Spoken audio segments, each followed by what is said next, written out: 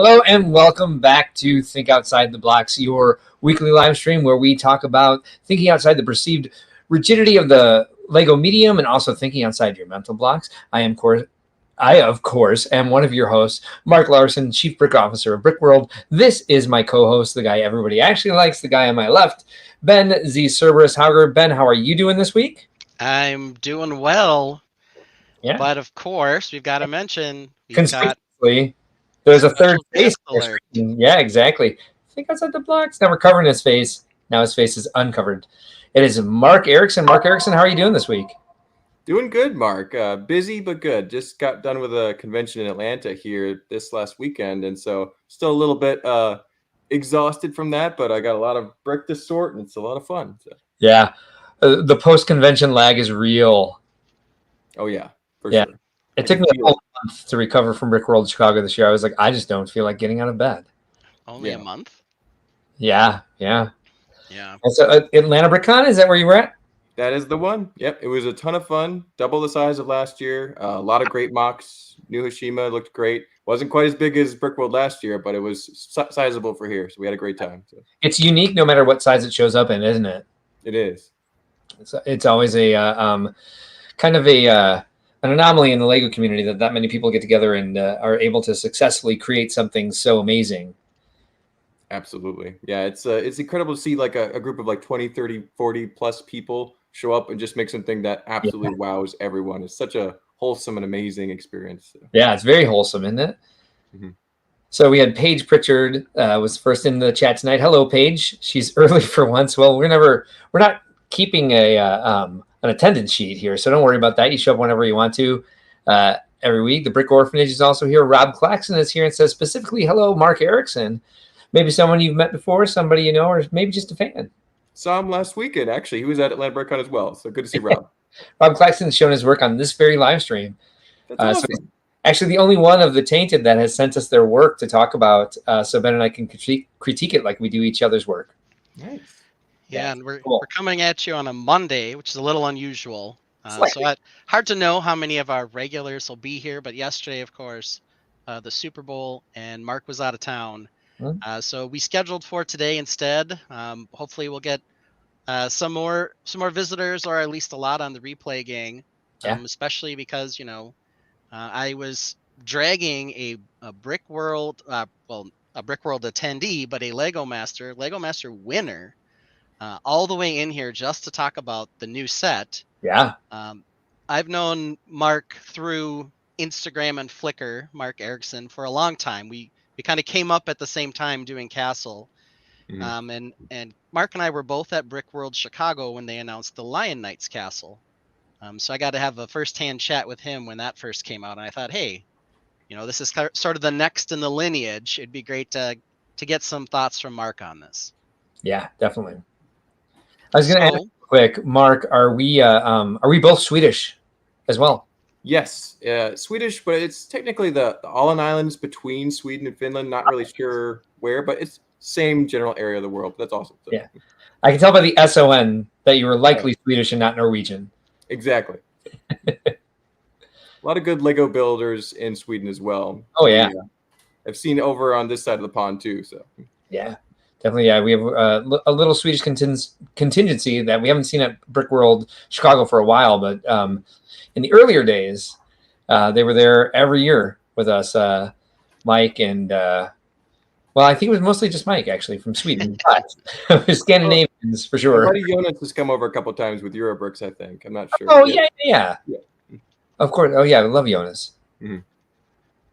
yes, yep, he's been a couple times. He came up with me as well through the Guilds of Historica.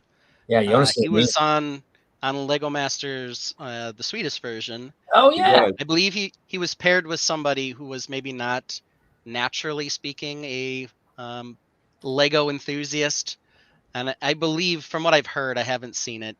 He struggled a little with her, but he still did very well in the show. He's a phenomenal builder as well. Yeah, I think he made it in the alley. Yep. Yeah, he got second. Okay. Yeah. Very excited for him. Very cool. So. Yeah. Yeah, he's great. Well, let's take a look at the show that we're planning to do today, All Mark. right. Yeah. We switched up the order a little bit so that Mark could join us for our first 3 topics. Topic 1, special guest Mark Erickson. Here he is, ready to talk some Lego with us, especially the new medieval town square, which we'll get to in a minute. But first, as we always do with a new guest, we like to talk a little closet of shame. Yeah. Get to know our friend. See what they're hiding in their closet of shame. Of course, I always preface this for any new viewers. Closet of shame doesn't mean you're actually ashamed of what's in the closet. Like the set you pull out might not be shameful. It's the Right. amount of sets you have in the closet that you haven't opened that's shameful. Yeah. So we can do some closet of shame quick while you guys pull some, because I just sprung on you that we're doing it. I can do mine here first. I'm gonna remove myself from the stage real quick because I have to actually run across the house to get mine. All right, so you do that, and I'll show this one to Mark Erickson here. Mark, this was in my closet of shame today. That's a classic set nowadays. That's awesome. Yes, Ant-Man and the Wasp. I think what sort of draws me to this set is it is a Greebler's Greeble, if you're a space builder, a Greebler's Paradise in dark Absolutely. gray and light bluish gray. Lots of the interesting parts that I like to use on spaceships in here, and wasn't super popular, so it went on clearance relatively fast. Let me snag quite a few of them. It's also got these nice printed shells on the side, these windscreens.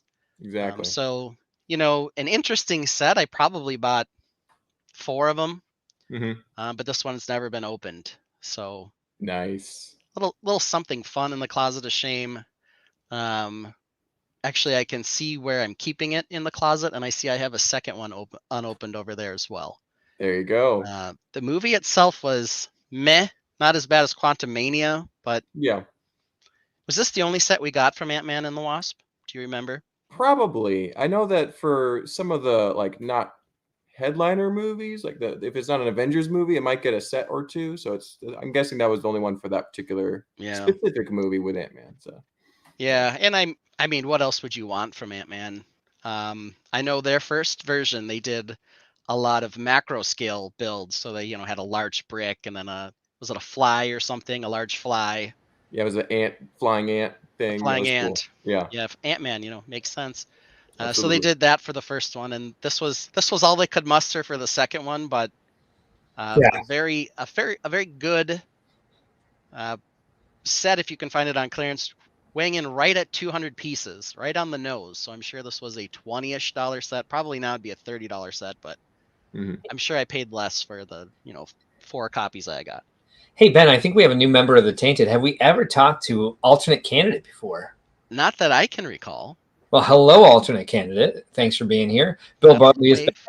Happy Monday to you as well, sir. Hello, Bill. So, Mark, you did a long run. What'd you find in your closet of shame? I found something bonkers that I want to say I've never seen this before. But it had to have gotten here somehow. So let's see. This is. Y'all recognize this? Oh yes, that is a great set. What's happening? What is this? Was it a gift with purchase or something? No, it says Creator 3-in-1. I think that's legit. Yeah, I think so. I think as well. So I'm not hallucinating. This is real. Yeah. Can you flip the bottom over and see the copyright date? Tell us when it was manufactured. Well, I have a feeling it was a while ago. Not Old that eyes. long ago, I think, but my arms are getting real long here. 2022. Okay. I think that's what it said. Wow. But these are the other things you could make with it. You can make a rather chunky and unrealistic dragon and rather chunky and unrealistic cat. Yeah, I think the cat's okay. The dragon, when I saw it on the front of the box, I could not tell what it was. Yeah. Okay. So yeah. So, wait. Where is it? Here it is. Here it is. There it is. There it is. That was really difficult. Yes, it gets hard when you're mirroring the camera. Because of the belly this green thing going down the center, it does look like a head on a stick with some other like butterfly wings or something else happening. Yep. I do appreciate. I'm sorry to have to say this. I do appreciate that they went as far as to give the witch cleavage. Yeah. All right. Absolutely. Yeah. I actually didn't mean for those words to rhyme because I don't think they actually do. Witch and cleavage. I think No. most people like refer to it as cleavage, right? Well, you made it wrong, Mark. Right? I don't have a lot of experience with it.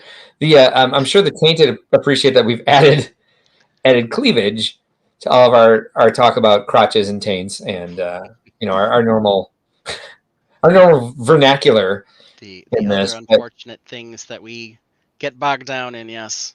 Yeah, I would say that the thing for me that's closet of shame about this is I have no idea how this ended up in there at all. I don't remember purchasing it. I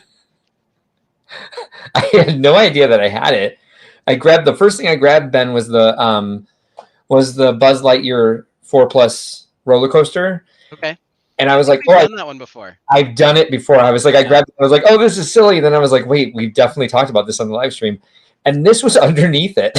And I was like, what is this? We got some purple on there. What's the number of that set? 40562? It is 40562. Good eyes there, sir. Mystic Witch. It was in the holiday and event section Halloween, according to Bricklink. Yeah. You can get it if you want it on the price guide. It costs about $8 to $15. Ooh. So not super popular in the secondhand market yet. No, and I would imagine in 2022 this cost at least $19.99, if not $24.99. That sounds right. I don't know what to tell you. Yeah, right. But there it is. I don't know what to tell myself about this.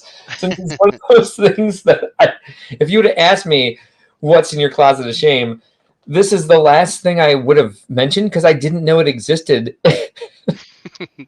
until I got. And I must have known it existed before that because obviously I purchased it at some point.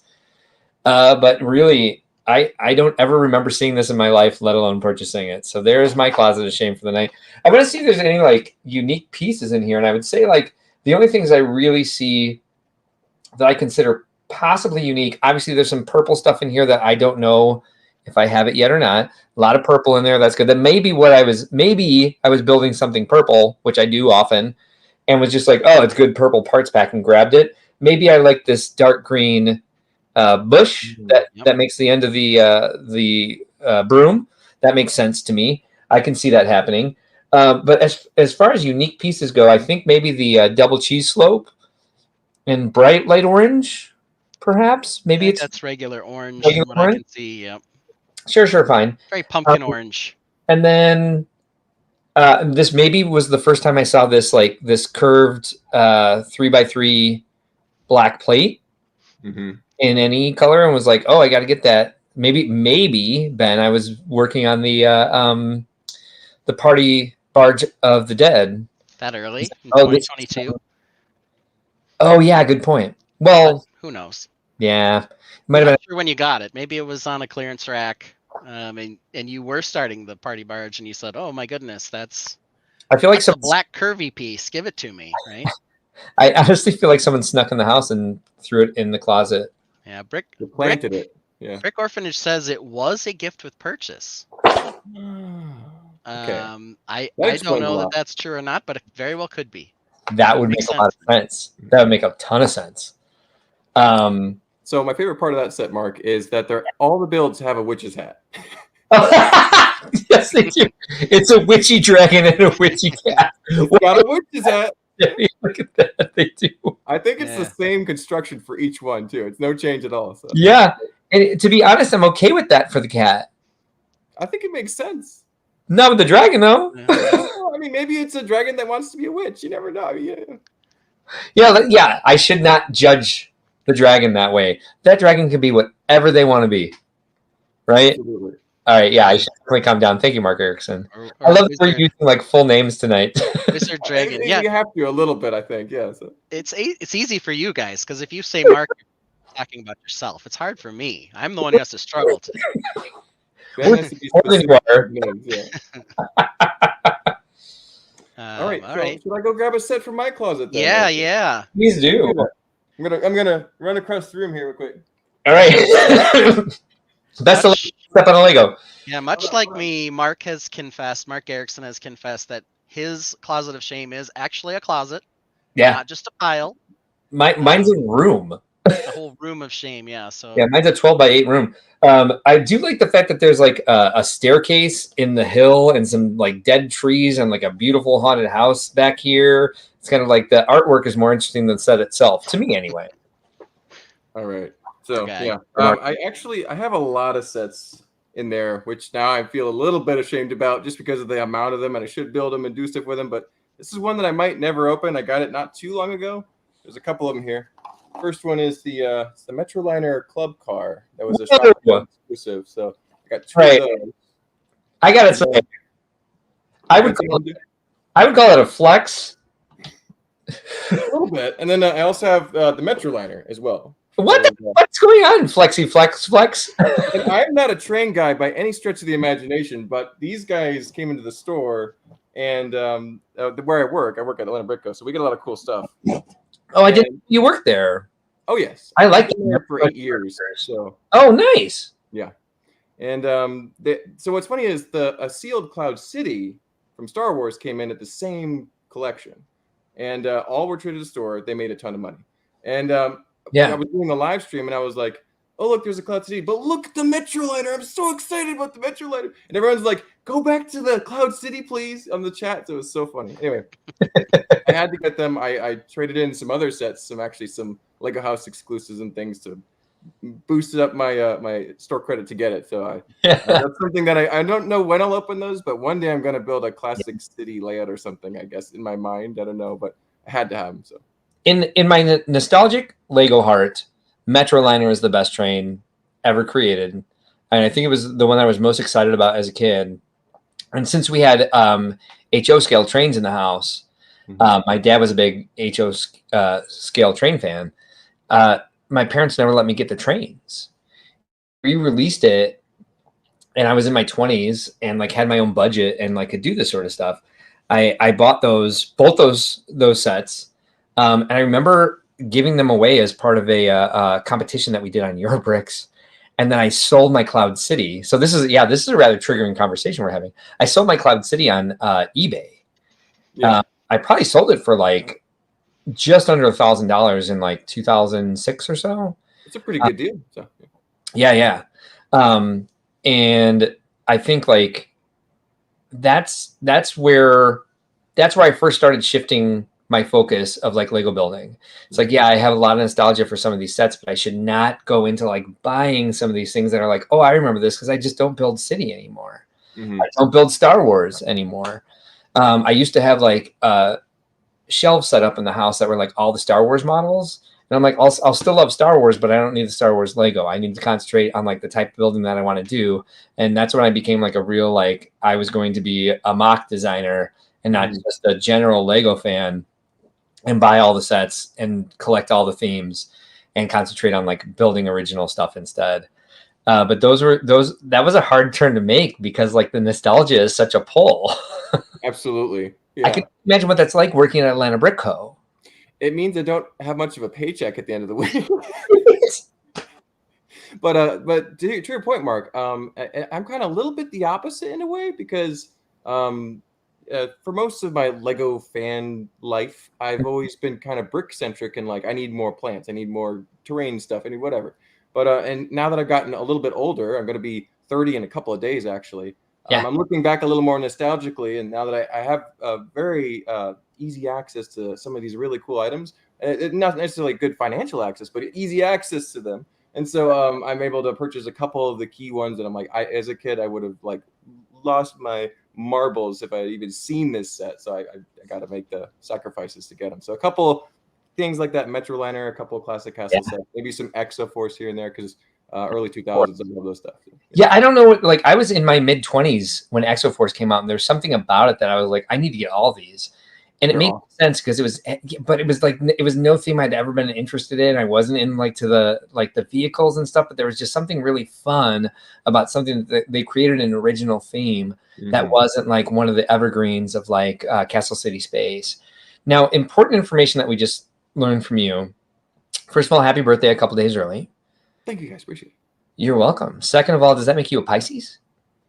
No, I think I'm an Aquarius. Are you? Okay. I'm pretty sure. I looked it up one time. I'm not that specific about it, but yeah. So. Sounds like something an Aquarius would say. Now, let me ask you this.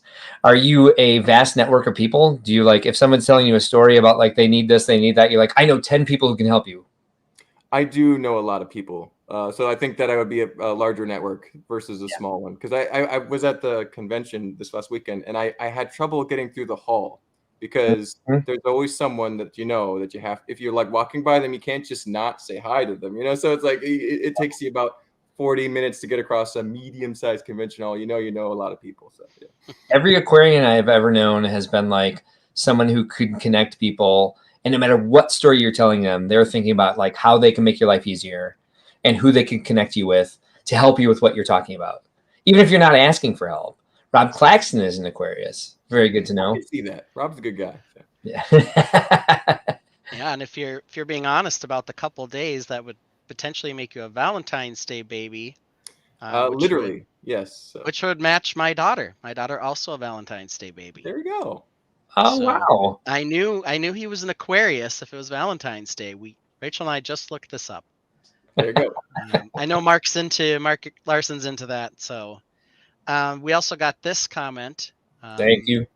That the theme of shame would be Nexo Nights. Do you have a lot of Nexo Nights, Mark?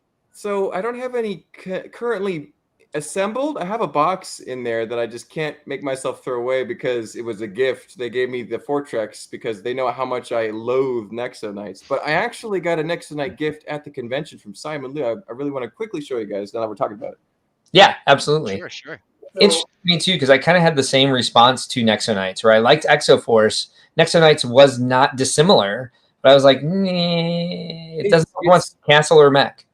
Exactly. It tried to do a lot of cool things and become something that really I think can be done, but it didn't land. It just didn't. The story didn't work. I don't think the show was. It was kind of the same problem of Chima and maybe even leaning into Dreams. That's another story. Anyway, but this was the gift from Simon, and it's a Nexo Night themed crate for some of the stuff in New Ashima. So he's like, Mark, I got a gift for you. You're gonna love it. I'm like, Simon, I. And I love Simon's the best human being ever. If you ever met Simon, But he's fantastic. I both really adore this and really hate this at the same time. It's so many strong emotions happening here, and I have a little series on my Instagram where I throw things in the bin. So I'm like, do I? But it's Simon, and I want to keep it, and I hate it, and so it's a funny. I'm in a real pickle here. So yeah. Yeah. I would say I would vote for it needs to be kept exactly as it is. I think it will be. I just the fact that the temptation is to destroy it is there. It's funny. So yeah. I said that's a real loathing for Nexo Nights. If that's the case. Alternate candidate. Yeah, I said that right. Alternate candidate says I know very little about Nexo Nights or Exoforce. That was his Dark Ages. I don't know why I'm gendering this person. Correct me if I'm wrong. Other than most seem to hate Nexo Nights. Yeah, I think so. When the success of Ninjago, I'm speaking from experience. The Lego group thought that they could keep it going. They were going to go with their regular sort of their 3-year. What do you call it? Like production. Yeah. Turn. Yeah, exactly. Thank you. That 3-year life cycle for a theme. Pardon me. And then from Ninjago, with the success of Ninjago, they went into Chima, and they thought Chima was going to be this big thing that was like their own original IP that they were going to license out to other places. They put it into the parks. They did a lot of a lot of marketing for it, a lot of push of the show that they did, and it just didn't have the pull that Ninjago did. I think one of those reasons is because I think some of the bigger projects at Lego, this is just my personal opinion from experience, that like some of the projects at Lego sometimes when they're trying to do something big, they get too Get out of here! Thumbs up. They try to get too many people involved, and then it just becomes like decision by committee. And I think that's really, really what happened with Chima, because Chima was painful to watch, and I did have to watch several of the episodes for the work we were doing at the time. But my biggest disappointment was that they changed one of my favorite movies at the park. They have the 4D experience, and they changed the 4D movie from the castle one, where they had these really cool, kind of like the horse or the cow. They had rhinoceros as characters in the movie, and I'm like, I would love to see that piece actually made. It was just like a really fun, sort of silly thing that we used to go see on our lunch break, or we'd go if we went to the big shop after work, we'd go see the 4D experience with the castle movie, and they replaced it. They took it out of the park and put the Chima movie in, and the Chima movie was like, it was like the Simpsons were doing a parody of a toy product movie. That's how aggravating that was to watch. I'm like, they don't get it. They don't get what they had. And then like the campaign to save Ninjago kind of, I think, showed them like, this is how you do it. You just let it happen if it's going to happen. And they definitely tried to do it again with Nexo Knights. And it went the same route. Did they even get a third wave of Nexo Knights? You guys remember? They did get a third wave, but they did not get a third season of the show. Yeah. So the third wave was like, they switched over to like this computer virus vampire type theme. So it was kind of a combination of medieval bad guy vampires and tech bad guys, viruses. So it was like tech vampires was the thing. And the characters and some of their helmets and like their faces, or at least one side of their face that didn't have all the robotic stuff on it, were kind of interesting for mock builders. And the colors were kind of nice. And we got some transparent limb elements from them too, as well as Chima. Yeah, they used black, purple, and trans neon green, I think, were the colors of trans green. Bright green, I believe, but yes. Trans bright green. So it was a nice color scheme.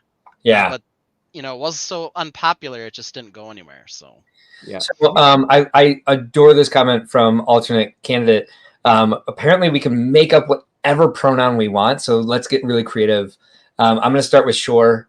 Shore says we can call Shore whatever we want. Also says, curious of what we think about dreams. I love the dream sets. I haven't watched the show. I don't know if you want us to give us the opinion on the show. I can't do that since I have not seen it, but the sets are amazing. I think like the sets are great parts packs. The sets themselves, I don't build sets anymore. I just take the box, I dump it out, and I sort the pieces into my collection. But I've been really happy with like the colors and the new molds and the new minifig parts that they're coming out with for that. And it really speaks to me as far as like, mostly for me, the color story of it. And it's continued in the second wave. What do you guys think? I've gotten a few of the sets. They will be in my closet of shame before too long, though they don't really deserve that treatment. But because of some of the cool new elements, you're busy. Some of the color waves. Yes, I'm busy. I've got some kids. got jobs. I do this thing for Mark here. Yeah. Burning the I do not yet have the Sandman Tower, which is the one that I like from the current wave the most. Mm-hmm. So that might get on my list. We'll bring that one up for later. Mark, how about you? Sets, TV show? Have you watched the TV show? I've seen the TV show. I have all the first wave sets. Oh, nice. Copies in some cases. I love the sets. Can't get over them. I mean, they're just awesome. Same. But the show is not the best. It's kind of like at some points it's like, oh, this is great. Some points it's like, this is like Chima. So it's you got highs and lows. I really love the villain characters are great, but some of the characters' voices can be a little annoying. So just and then some of the choices that they made is like, okay, this episode didn't even need to exist. It's like there's a lot of filler. So highs and lows. But I have high hopes for Dreams. Hopefully it keeps going because the pieces have been great. The designs have been great. I'm looking forward to the next wave. I just haven't had a chance to pick them up. Yeah. I will get all the Dream sets just because it's an original Lego theme. I want to support it, and the pieces are all totally worth it. So when you watch the episodes, do you feel like it's been scripted by AI? A little bit. Yeah, it's very Chima and Nexo Knight-esque in that way because it's just like, so part of it's fantastic, and then part of it's like why is that person talking like a chicken now? It's like, yeah, it just it makes no sense whatsoever. It doesn't have anything to do with the plot or anything. So another question for you then, along those lines, are you a fan of the Monkey Kid sets? So I really like the Monkey Kid sets, but for some reason they never show up at Atlanta Brick Co. And I don't always have the time to go up to the north side of Atlanta to go to the official Lego stores and buy them. And they don't even get them that much because they have kind of smaller stores. So it's like I just haven't had a chance to get them, but I do love them and I have a couple of them. But I would love to get more. One of my favorites from the first or second wave was the Bone Demon with the glow in the dark pieces. Yeah. I'm like, when I was in the Lego store and that was on the shelf, I'm like, full price. I'll just give me. It's a fantastic set. Full price. Yeah. So they say honey cob. One thing about the Monkey Kid sets, the prices are high, but they are high part count builds for the most part. But if you want the wave, you have to be willing to pay $80+ for most of the sets. Alternate candidate says that the reason they were asking is they're missing only 2 sets from the second wave. They're just worried about the reception because they want to see. I assume that they mean they want to see the line going. I have the same feeling towards it because I would love to see a third wave and see what else this produces in the future. It's unfortunate that the show may be canceled if it's bad. It looked interesting from the previews. It looked like there were a lot of archetypes and this and that. It wasn't enough for me to watch it. I've never watched one episode of Ninjago. I watched the Ninjago movie, but I was, highly confused. Paige Pritchard says, I love Dreams. The show is okay, but the sets are great. The creativity and colors shine. Yeah, it's kind of hard that they're linking these two, the success of these two. Stop it with the... I know I can turn off impressions. What does this do? I think it gives me fireworks. It's like, and I talk with my hands a lot, so I'm like, blah, blah, blah, blah. And so these things just come up sometimes. Like the first time we did it, I was quoting something, and the balloons came up, and I was like, where on earth did the balloons come from? That's funny. But I would love to see this type of creative line go forward. I think a lot of people have said this. It reminds me of the Time Cruisers. Mm-hmm. Where it's just like, it's kind of all sorts of themes combined together. It ticks kind of all the boxes for people. There's vehicles, there's buildings, there's vehicles and buildings. I think that you mentioned it, Mark, exactly. My big problem with Nexo Knights was that the Fortrex was a castle, but a tank? I was like, I don't know what to do with this. It's super ambitious, but didn't quite blend right. Like, 2 great ingredients that really don't go together, I don't know, and not in that way, Exactly. It's like you remember the Reese's peanut butter cup commercials where it was like, you got your chocolate in my peanut butter, you got your peanut butter in my chocolate. But then unfortunately, like the Civil War broke out, and so they had like 2 great tastes would have to wait or something like that.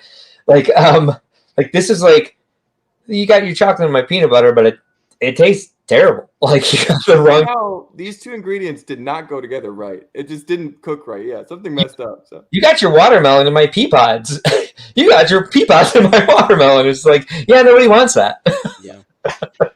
Well, the thing that was probably most disappointing for me, right, is we had no castle, and I am both the castle and space guy. So you'd think, oh, that guy's gonna love this theme. No. Yeah. I was like, give me a normal castle visor. Give me a regular castle weapon that's not trans orange, and I'm in. I'll buy some of these things. Yeah, we got Gabriel Cabral here saying that Gabriel, I imagine is a man. He likes the dream sets, but waiting for the prices to go down. I wish Lego would have priced them lower until they gained a real following. A lot of people just wait for clearance or like wait for a sale or wait for some sort of like, that seems to be a very common theme in the Lego community nowadays. I think one of the reasons is because they produce so much, and so collectors can't really get there used to be a time, I remember, where you could buy every set that was produced by Lego in the year on a responsible budget. Mm-hmm. And I was in my 20s when that happened. So like it was an actual responsible budget because I was not making a lot of money in my 20s. Alternate candidate says, watch the show, just seems like any other kid's show to me, but that's just me. Well, good. As long as it seems at least average, maybe we've got some hope for that. And they also say hoping for sets to sell and theme to continue. And back at Gabriel Cabral, second wave has a few more affordable sets. I noticed that too. I like the responsibility of the pricing of the sets in the second wave. And that's sometimes you see an exciting set. Like let's take Exoforce. Yes, the narwhal balloon. Let's take Exoforce as an example. The first wave was really exciting. And then when it came up with the second wave, I was like, is this enough to really keep people connected to it? And I feel like Dreams has done that with the second wave. That they made some really great sets. Monkey Kids certainly did that with the second wave. Ninjago obviously is making amazing. They're putting a lot of they're investing a lot of resources in Ninjago now, though. But I would also going for juniors with that too. So it's there's you got two sets going: Great Ninjago and Kid Ninjago. So there's that's what I was going to say. I mean, we've got how many mechs and dragons can you do? I mean, the answer is 4 every wave, but then they have a couple other sets in addition that are nice. And actually, some of the bigger mechs aren't bad. They're good parts packs. They've got lots of interesting joints, but it's like I've seen 15 Lego Ninjago mechs in the last 2 waves. Do I really need another? I think you guys will know the answer to this comment. Brick Orphanage wants the parts to hit Lego Bricks and Pieces pages, which I think is now, they just call it Pick a Brick. But the sets would sit forever in my bedroom of shame. Bedroom of shame doesn't even have a closet. It's just like, it's the entire bedroom. It's like, it's not wallpaper. Those are Lego sets, right? It's like, but I think Ben and Mark, you'll probably know this as well, but I know you've talked about this on the stream. It takes 6 months for the parts, like the new molds or like a mold in a new color, to show up on Pick a Brick on Shop at Home. Shop at Home. Talk about 4 months or 6 months, but it's a while. Yeah, it took forever for those Fern pieces to come out. Yeah, but they went directly to bestseller. Yeah, which is good. Yeah, I got them quickly because I needed them. I was dying without them. Yeah, well, we've already gone 36 minutes. We learned some things about Mark. He's got the Metro liner, not a castle in his closet of shame. But let's get to the castle set. That's what we're here for. That's the title episode. Set 10332. I'm going to share some screen here. We'll probably go heavy on my screen for a little while now. Fair enough.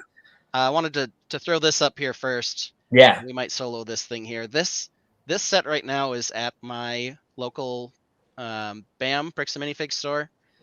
It's $150, but I have some trade credit. That's a decent price for that. That's $150. I'm thinking of picking it up. I certainly am. That was the first castle I ever got. Yeah, it doesn't have the box, unfortunately. This is just a picture off the internet, but it seems like the set itself is complete and the figures are in pretty good shape. So nice. I might have to pick this up. Very good. But what we really want to talk about is Medieval Town Square. And before we get there, I want to look at the sets I think have kind of inspired this one the most. I really have 3 to go from, and let's see if you guys agree. I do agree. I love the set. Yeah, I think this is when this was like trade. This is like the Silver Age of Lego Castle, in my opinion.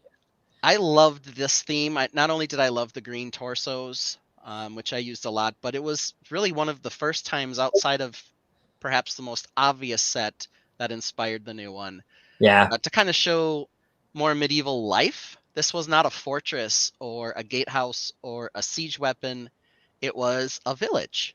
Yeah. It had a barn. It had, of course, the goat, right? Yes. 2 of the goats, in fact. Yeah. And this was the only place you could get the goat. And was this one of the earlier sets that had the molded horse with the patterns? Yeah, I do not. Well, I'm pretty sure that's at it the from only here, horse it does with the look like pattern, it's the type that can rear up from the back. Yeah. So when they started changing the horse mold, like bringing it into, they were really doing castle fans a great service during this theme. Based on the shape of the head, that's sort of the impression I get. Do you know, Mark, if this one's one of the ones that can rear up in the back? This is a stiff horse. It's not able to rear up, but I think this is one of the only ones since the Native American Western horses that has anything like as far as different coloration on it besides just a solid color. So okay, yeah. So sort of a combo of just before we started getting the new style horse, but also it's got some interesting decoration. The only real downside to switching the horse, of course, is the bardings. All of a sudden don't fit the way they did on the old ones. Yeah. Kind of ruining it a little bit. And this theme did have a number of really nice bardings for the horses as well.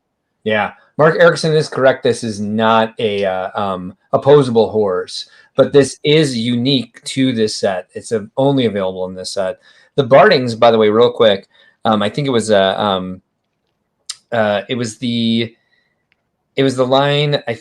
I think maybe it was Knight's Kingdom, or where they had like the Jaco and the Vladik and all that stuff. Yes, the Nice Jelly Kim Bean too, yes. Knights. Yes. Yeah, there we go.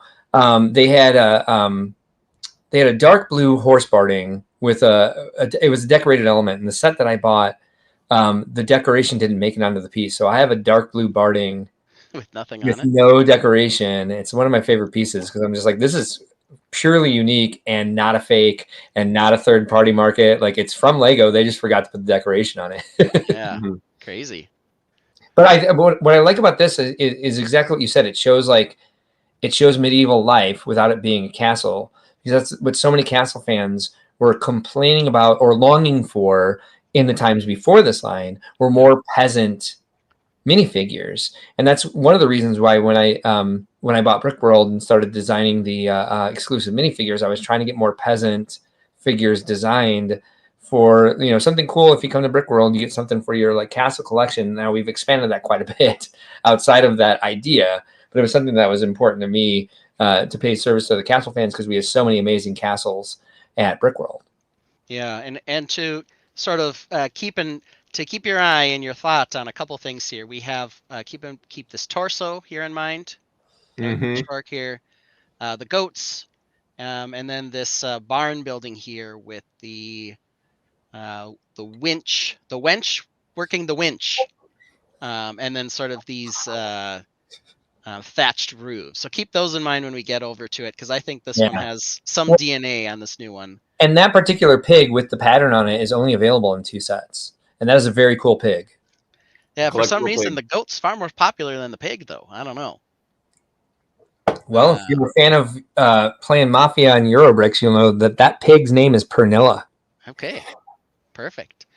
The second set's maybe a little obvious, but because it follows the lineage in some of the roof techniques and the coloration and the tower style, we've got some pull here from the Lion Knights Castle, released in 2022. As I mentioned, Mark Erickson and I were at your Brick World Chicago Yeah. when right back from the pandemic, when they announced this at the Lego Days, or whatever they call the Lego event that was going on in June that year.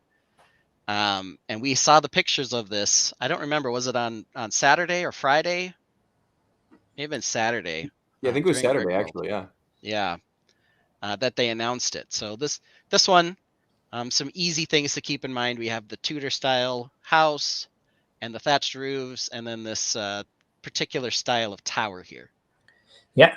But then, We have a couple questions here in the Tainted. yeah, Alternate candidate asks, did Western have printed horses? I believe it was what Mark Erickson was referring to was the Lone Ranger sets. well, they did as well. But there were some Western sets before that. The Native Americans did have Oh, horses they that did. moved. You're right. Yes, absolutely, they did. Yeah, good call. Good call. Yeah. So Mark Erickson was right, and what I was believing, while correct, did not mean should not have been correcting Mark Erickson there. So I Yeah, apologize. the Lone You're Ranger good. ones did have fancy horses. They were the rear Yeah. up type, though.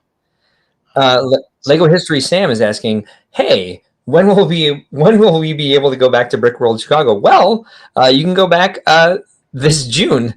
We're Father's Day weekend every year, so check out the website brickworld.com. We have a new way to register this year, so make sure you follow the instructions, because you're not going to log into your My Page anymore to get your registration. You're going to go through a much easier process, we hope.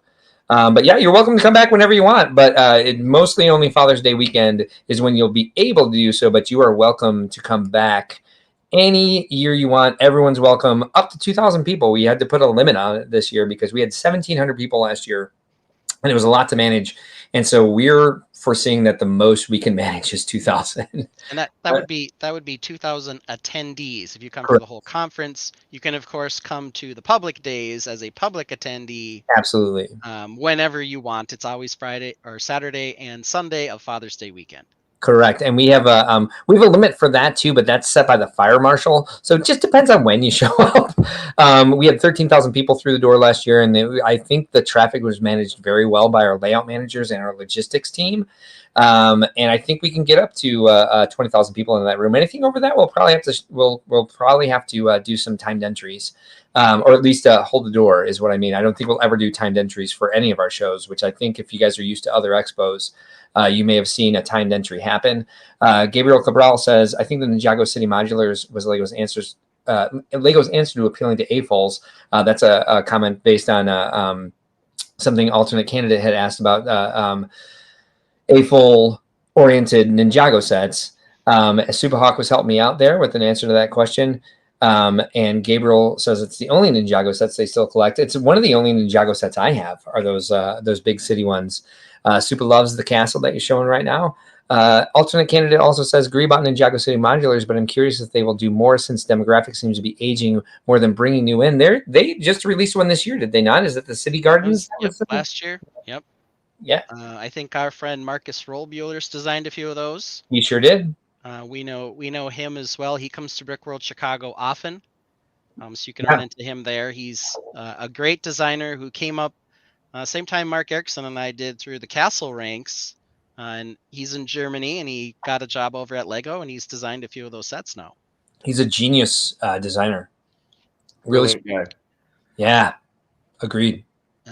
Okay, and last but not least, probably the one that shares the most DNA, I would say, with the new set is the classic. There's no name on this one, but this was the Medieval Market Village. Yeah. And there's several elements to this that definitely transport over to the new set, including the fact that it's two separate houses that hinge open. Yeah. There's a tree build. There's a market stall. This is a smart set. This is an amazing set. This was a great set. 1,600 pieces. It cost $100, and I probably bought 7 of these. Yeah. I drafted this with Sandlug when I lived out in San Diego. Fortunately for us, pardon me. Sorry, I'm still getting over a little bit of something that I've had for 3 weeks. TJ is here, and he's an Ninjago expert, and so he confirms for us that Markets was released last year. It was not Gardens, it was Markets. And perhaps Titanium J will know the answer to this, or at least have an opinion on it. Alternate candidate means that the demographic is aging more than bringing new fans in, or maybe they're way off the mark. I think, shoot, sorry, you guys. I think my thought is that they are off the mark there because I believe as long as Ninjago has been around, they're probably bringing in new quote unquote demographic all the time because it continues to appeal to that age group. Plus, you have the people that it still has nostalgia for. Titanium J graduated from college last year, and he's still a huge collector, huge fan. Of course, the entire demographic that was introduced to it when it came out is not going to still be interested, but there's definitely a huge contingency out there of AFOLs that Ninjago is their main theme that engages them with the hobby. We'll see what Titanium J has to say.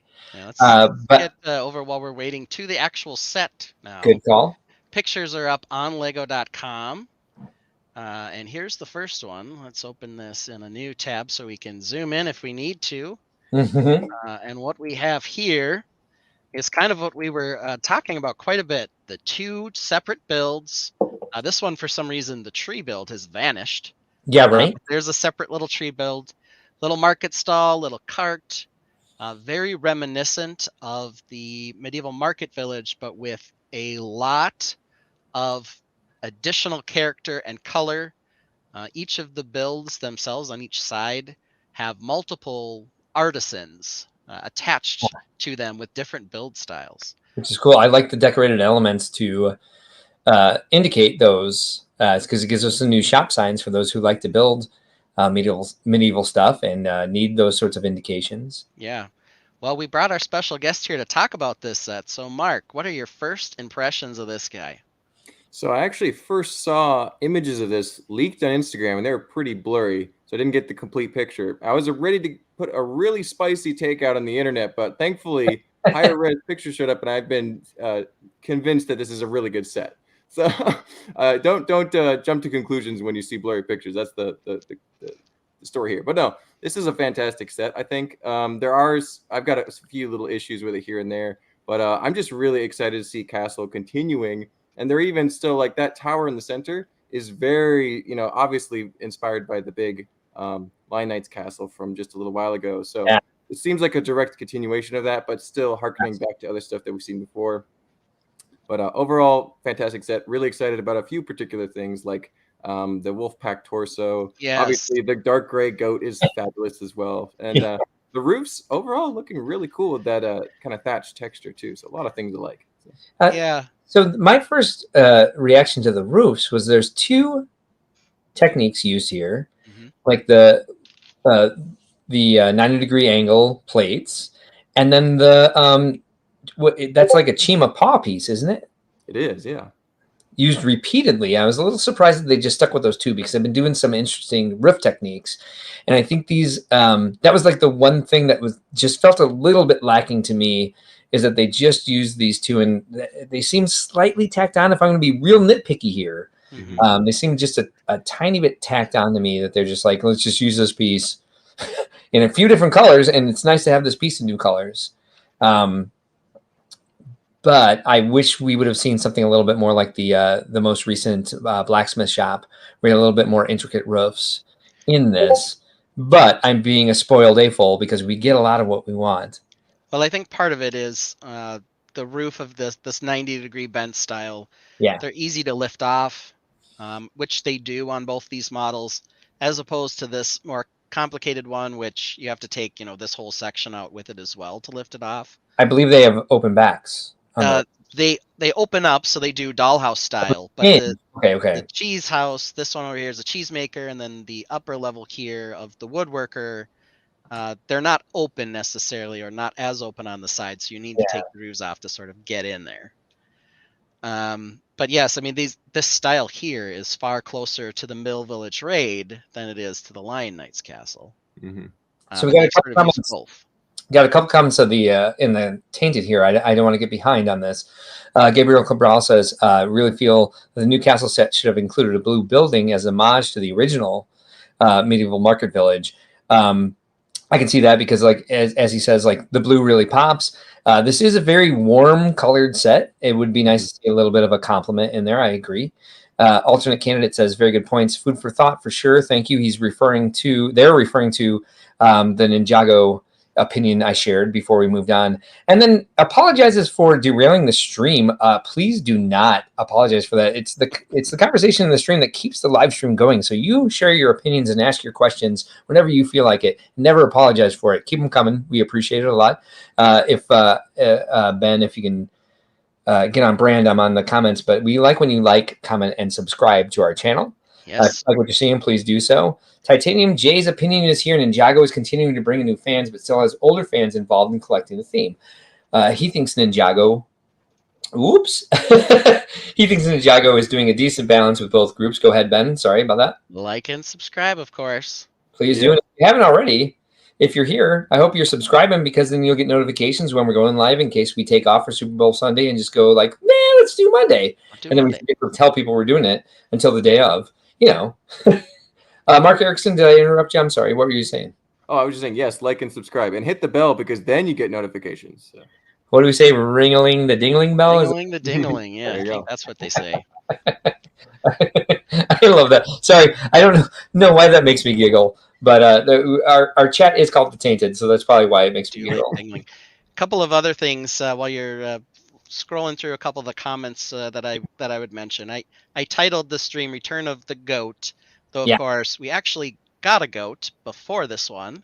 We did in the collectible minifigures, a pure white goat with the dark horns as opposed to the dark bluish gray one. Right. But of course, I use the acronym GOAT for greatest of all time.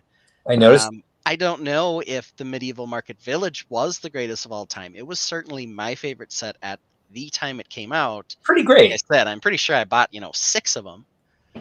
Is this going to be the next greatest of all time that I need to end up buying 4 copies of for all the parts?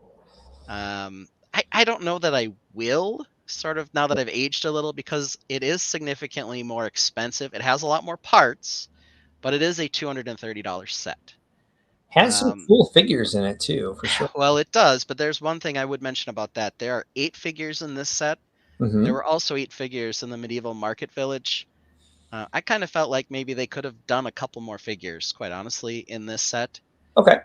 They have essentially one artisan for each shop, and then they have really one customer and then the bandit. That's it. It feels like maybe we could have done more. For a $230 set, maybe we should have had 10 minifigs, have another Lion Knight, another Wolfpack Rogue, maybe a Forestman, another Traveler, something else. But that's kind of one of my only complaints is there are eight figures. I think 7 of them, actually, I think 6 of them look good. We'll get into that in a little bit. But I would have preferred a few more for the price. Yeah, I think so. Brick Orphanage seems to agree with you on that in a roundabout way. They say Medieval Town Square is utterly gorgeous, great color palette, nice techniques, and dirt cheap price for the part count, which feeds into your point that they probably could have added a couple more figures, considering where they put some of their other sets at price per piece. And then he goes on to say, my only problem with it is the left side roofs seem primitive relative to the claw piece roofs. Again, 2 roof techniques to play with here, and neither one of them is very advanced, but we can't have everything. We're getting a pretty great set here. Back to the Ninjago conversation, Titanium J says the new Ninja, Aaron and Sora, are a good gateway for newer fans. They did a big change to the Ninjago universe with Dragons Rising, which helps make the show more approachable. By approachable, Jay, are you saying that these 2 new characters make it more equitable, more accessible to everyone? Is that what you're insinuating there? Gabriel Cabral says, yeah, I like the banter too. And also no worries from us as well. TMJ says new fans can start with Dragons Rising and not feel completely lost. Yeah. Watching the previous season enhances a fan's experience, but it's not essential for enjoyment of the theme currently. Yeah, I think the idea there is you don't, and they tend to rebrand the same, 5 main ninjas or 7 main ninjas. How many ever main ninjas they have now? I think they started with 4, then they added 2 more. Then, they had Sensei Wu, so they had all these people. Yeah. And, they have backstories and complicated relationships and other things. And there's, when they go to Dragons Rising, they say, okay, we're introducing 2 main characters for you to follow. They're the thing that you need to know, and you don't need to know everybody else's backstory. I don't know why I'm reflexively agreeing with you. I've never seen one episode of it. Yeah, they did that. I think you're right there, Ben. Yeah. Yeah, my son watches sometimes as a 10-year-old, so I agree that there have been, the other problem that I found with Ninjago is I don't know necessarily when a new season starts if I'm supposed to remember what happened in the previous season, if they're sort of rebooting, because they've done that like 4 times too. And then all of the different seasons have different names, and I'm not even sure what order the seasons come in. Yeah, the lines of sets make that clear as well. Yeah, it's I never know what it means because I don't pay attention. Yeah, it's quite difficult. And then they'll go from one extreme of feeling very old East type on one line, and then the next one they're video games and they're stuck in video gaming land. And they just they hop back and forth. They seem to have been able to reinvent themselves successfully. Yeah. But I do think it's kind of scary for new fans to try to get in. Alternate candidate, who by the way has a great avatar, agrees with Jay. It says it's well put. Dragons Rising definitely gives a new starting point. Just was unsure of things from the outside looking in. And we are caught up now on comments. Let's go back to the conversation about Medieval Town Square. Mark Erickson, we've seen you build a lot of amazing things. If someone came to you and said, I want you to build a Medieval Town Square set for the Lego group, where would you start? What would your concept be? Probably would start on things like how big a set is it going to be? Is it going to be $100, $200, $300? Color scheme. Kind of thinking about roof techniques is actually one of the first things you want to think about when making a medieval civilian building. because a castle, you're thinking about the texture of the stone. The civilian building, thinking, they often have that wattle and daub or Tudor style Yeah. texture for the building. But then the roof, there's a lot of Bottle and open to interpretation there. So, Yeah. and that's what they've kind of done here. They've gone with a variety of things. You see the Chima claws are kind of reminiscent of the just plain old slopes from the medieval market village. But Yes. then the plates are more like the Mill Village raid. So they're kind of Ah, taking a little bit of everything, and that also creates a little bit of a disconnect when you look at the two sides. yeah. Like the one roof seems a little bit smoother and simpler, but easy to remove. One is a little bit more textury. But yeah, so I would probably lean more towards the slopes of yesteryear, but Yeah. that would be a mock kind of decision. They're probably trying to move forward with techniques and pieces, because I know that designers only have a certain amount of things they can work with, Yeah. or are even like kind of directed to work with based on Lego's current Oh, yeah. design philosophy. So, And um, also what pieces are available for them to work with, what new molds or what existing molds and new colors they can get. Interesting exactly. to say that as I'm looking at this, the building on the left in this picture uses one roof technique of the Chima claws, and then it's mixed on the building on the right. Yeah, Mhm. but you'll notice, right? So they hinge open, and to Mhm. access the inside, the ones that are easy to access on the inside have the claw roofs. The ones that aren't have the removable, simpler roof. Yeah, So yeah. that's sort of the dividing line here More of between a the two function. techniques. And they Yeah. tried to pull the Chima claw thing into the simpler roofs. I Yeah. just don't think they did enough. They Uh-huh. should have approached it a little more. I'm sure what we're going to see are some of the set enhancers, I guess I'll call them that, Mhm. take the simpler roofs off and move over to the Chima claw ones. I think that'll be a Yeah. hot mod for the official set I'm mod. that people will get into pretty fast. So Mark Erickson, like just composition wise, would you go if you were designing this set? Um, would you go with this? Would you go with this configuration of shops? What type of medieval life would you want to represent in a set like this if you were the designer?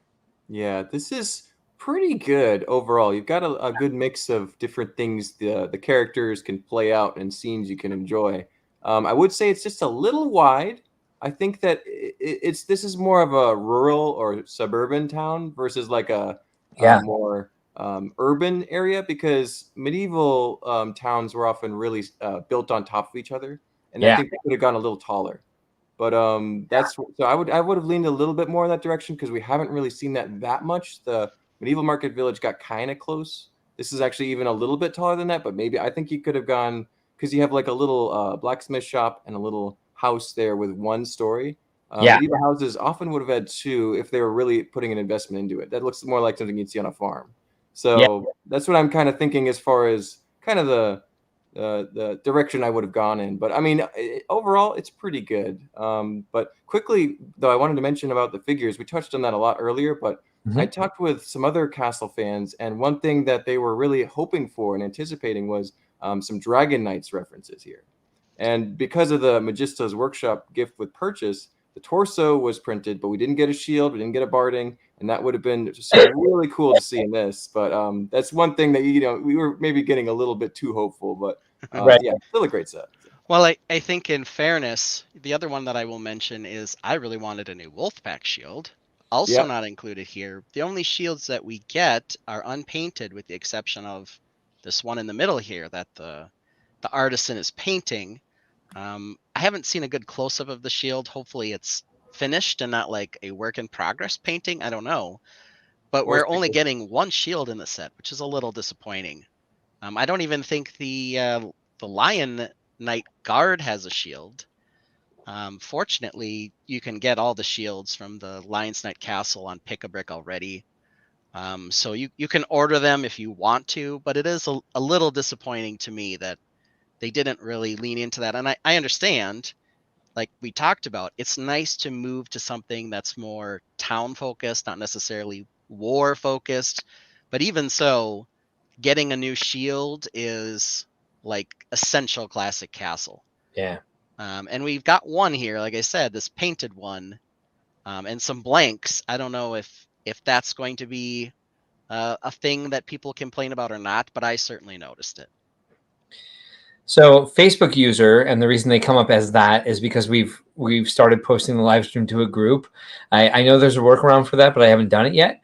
We are live on other platforms as well. Most of our comments come from the YouTube channel. So if you want to go on to YouTube and look up Brick World, we're live there as well right now.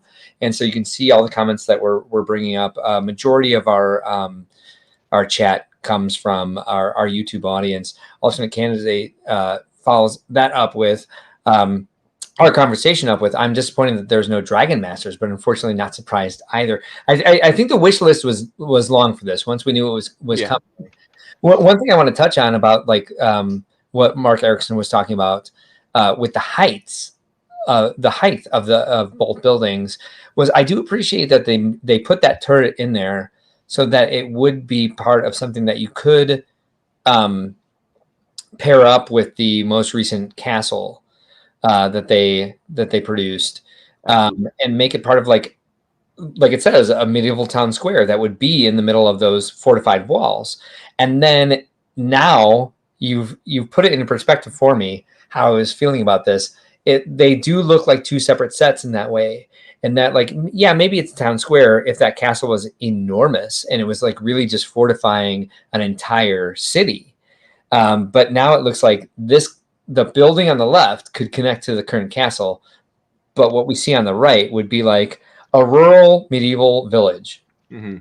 Yeah, still like them both. I will get this set. I mean, the part for a parts pack, it's amazing, especially for the figures. The new hair molds are pretty cool. Titanium J says he's got to hop off. We'll catch him later. Everyone say goodbye to Titanium J. Very happy he was here. Big Nate Bricks is here. Hey, you found us. That was you on Facebook. Well, welcome to YouTube. Glad you can find us so you can see all the comments that we're bringing up on screen. Urban Bricksville. Ben, is this another new Tainted? I think so. I think so as well. Asking, do you think the original GOAT will lose value because they are releasing another GOAT? No, not at all. I think the original they're game actually releasing two GOATs, right? Which we mentioned. And but they are different than the original GOAT. Yeah, I think it's going to cause the original GOAT to go up in price, actually, because later this year, the gray GOAT will hit Pick-a-Brick. Oh, yeah. Well, like we were saying, 4 to 6 months from now, you'll be able to pick it up on Pick-a-Brick. Yeah, and I think that, like, if anything, that's going to reduce the value of the new GOATs. If we can get them on Pick-a-Brick, the market will be flooded with them. And it'll just, I think, increase the value of that original GOAT to see that we're not getting a new one. I think only re-releasing that original GOAT would ever bring down the value of it. Probably. Yeah. Okay, before we move on to a couple new pictures, Yeah. Mark Erickson, any other thoughts on this view of the model?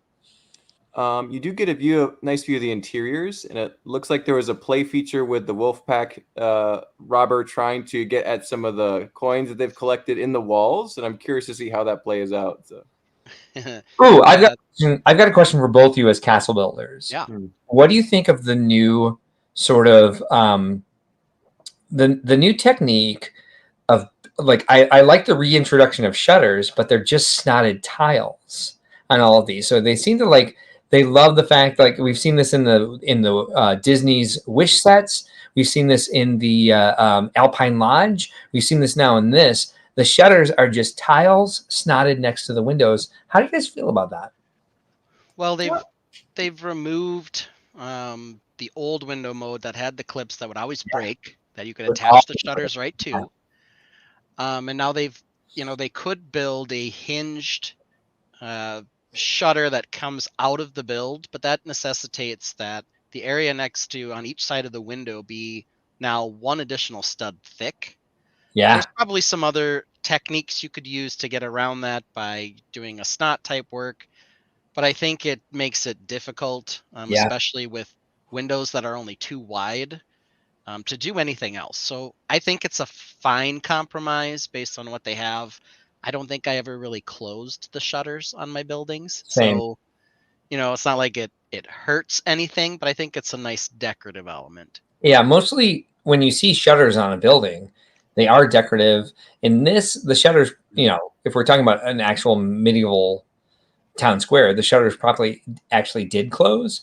But like to get that function in Lego without being able to like step on the brick and break those tabs off. Do you guys ever use in building your castle creations the 1 by 1 by 3 with 2 clips with the new shutter with the like the with the bars in them, those real thick ones like they had in the Toy Story sets? Not in mocks that much, but yeah, I know what you're talking about. So Yeah, so that newer style, they kind of had the windows kind of double thick. You can put a pane on one side, and then you can do these big thick shutter tabs Yeah. on the other side. They There was a Woody's Roundup back in the Toy Story line that had like, I think they were like a light blue color shutter. I really liked that piece for its potential to be used as a shutter in a medieval mock, but I never did it. I think the one problem with those shutters is, from what I recall, they only open straight out. You can't get them all the way to the side now that they're not, outside the window frame. Ah, So that kind of limited their ability to be decorative opened. It really just meant they looked more decorative closed.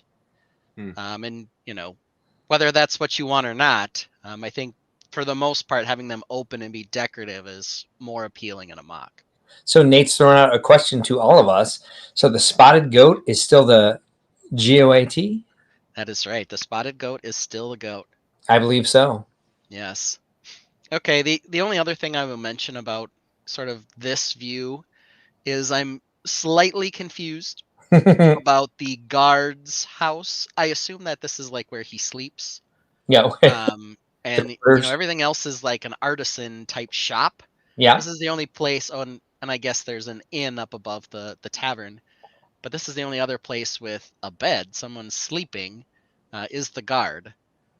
So it's a little different than the other 5, I guess I would say, shops, or maybe 6, depending on if you think that the tavern and then the, inn is separate in some fashion, but usually they weren't. I guess the other thing that I will mention, and we didn't mention this before, is that the red color of the guard's tower plus the tall tower itself kind of gives me a guarded in vibe. We didn't even mention that set, Yeah. but Good I call. wonder if that was a real intentional callback to a very classic set that had that reddish shade along with the tower in it. And the Tudor style sort of half timber. Yeah, I think, when someone had mentioned it'd be nice if they were paying homage to the medieval market village, if they had got blue in there. Yeah. I think maybe they snuck this red one in instead to go even farther back to the guarded inn. Nice call. I like that. I appreciate that. Let's see here. So let's take a look at a couple other pictures here. We've got a couple of close-ups, and then we'll get to that wall feature that Mark was mentioning. We've got a few of the figures here, as I had mentioned earlier, the Mill Village Raid. Mm-hmm. This is a similar but updated kind of peasant torso from that. I've seen this, and that one as well, I think, from the Mill Village Raid was a callback to an even older torso. That was sort of this same similar style with the peasant with the pitchfork. We don't really get a good look at I don't know what I'll call this guy, the bard, the traveler. Sure. I like that. Troubadour. The troubadour. We don't get a good look at his torso here, but it's purple and gold, and then I don't know if it's dark brown or black, probably black with the cape. But it looks like a nice, fancy gentleman's torso. I apologize for not knowing, but is that a new mold with the loot? It is not. They've had a couple loots. Okay. They had a minstrel figure not too long ago who was blue and like a magenta color from the CMF line. Do you remember what series that was, Marky? Ooh, 24. I'm wrong, but that's what I'm guessing. 23, 24. I think they're on 25 now. So it was fairly recent, and he had a blue forestman's hat and a loot and some coins. So it was a pretty good one. The same coins that are here, by the way. So yeah, the same coin that's here, right here on the spigot tap thing. Yeah. And then also, I believe here, where Mark was just mentioning, we've got sort of the slide out feature here. There's his torso. Yes, there we get a better look at it, where the minstrel is hiding his coin inside the wall to keep it away from the wolf pack rogue. And then it so happens that on the other side of the wall here is the roof, so the thing can slide in there nicely and not be distracting in the rest of the mock. Yeah. So we've got a nice, really short bed here, only 3 wide to get crammed in there. So I hope you like your mattress. Very small, short, and not very wide. I don't know how Gotta sleep on your side to lay down here, but yeah, you definitely have to sleep on your side in this place. It's barely a twin. Yeah. Yeah. It's a half twin. Then we're moving on to the woodworker. I believe this hairpiece was Yes. in the Viking line. Oh, was it? Okay. It's good. It's a great hairpiece. It is Viking a crazy Village, hairpiece. yeah. Mark, do you remember? Was this in the Vikings one? Pretty sure it was in the latest Viking Village, if I'm not mistaken. But Yeah. This chair is very reminiscent of one you can build in Lego Fortnite. All right. And it has a working lathe that you can pull out of the set, apparently. You have any comments, Mark, to get to while we're burning through these here? Well, actually, we haven't the comments. Yeah, go ahead, Mark. Sorry. Okay. Oh, no, you're good. It's funny that he said Mark E because I almost responded because my middle initial is E, and a significant portion of my family refers to me as Marky. My middle initial is I get that too, yes. Paige Pritchard says, love the hair and the workbench. Now, when you say it's a working lathe, can I actually, like, do you mean working as I can use it?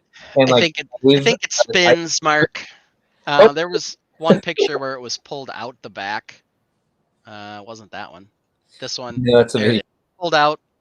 So you can see there's an element over here. Oh, okay. You can make it spin by moving it. Yeah.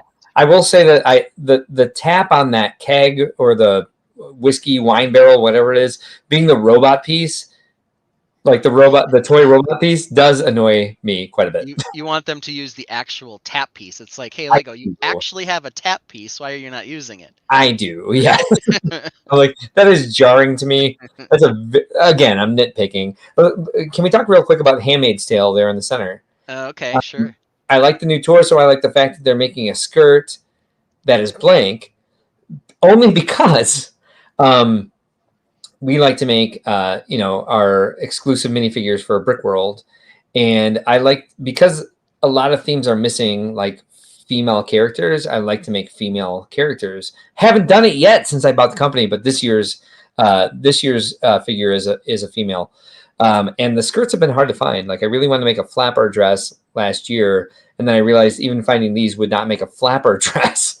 But it's nice to see that piece because it's 5 plates tall, as compared to the old way they used to do skirts. I like to see more of that piece come out.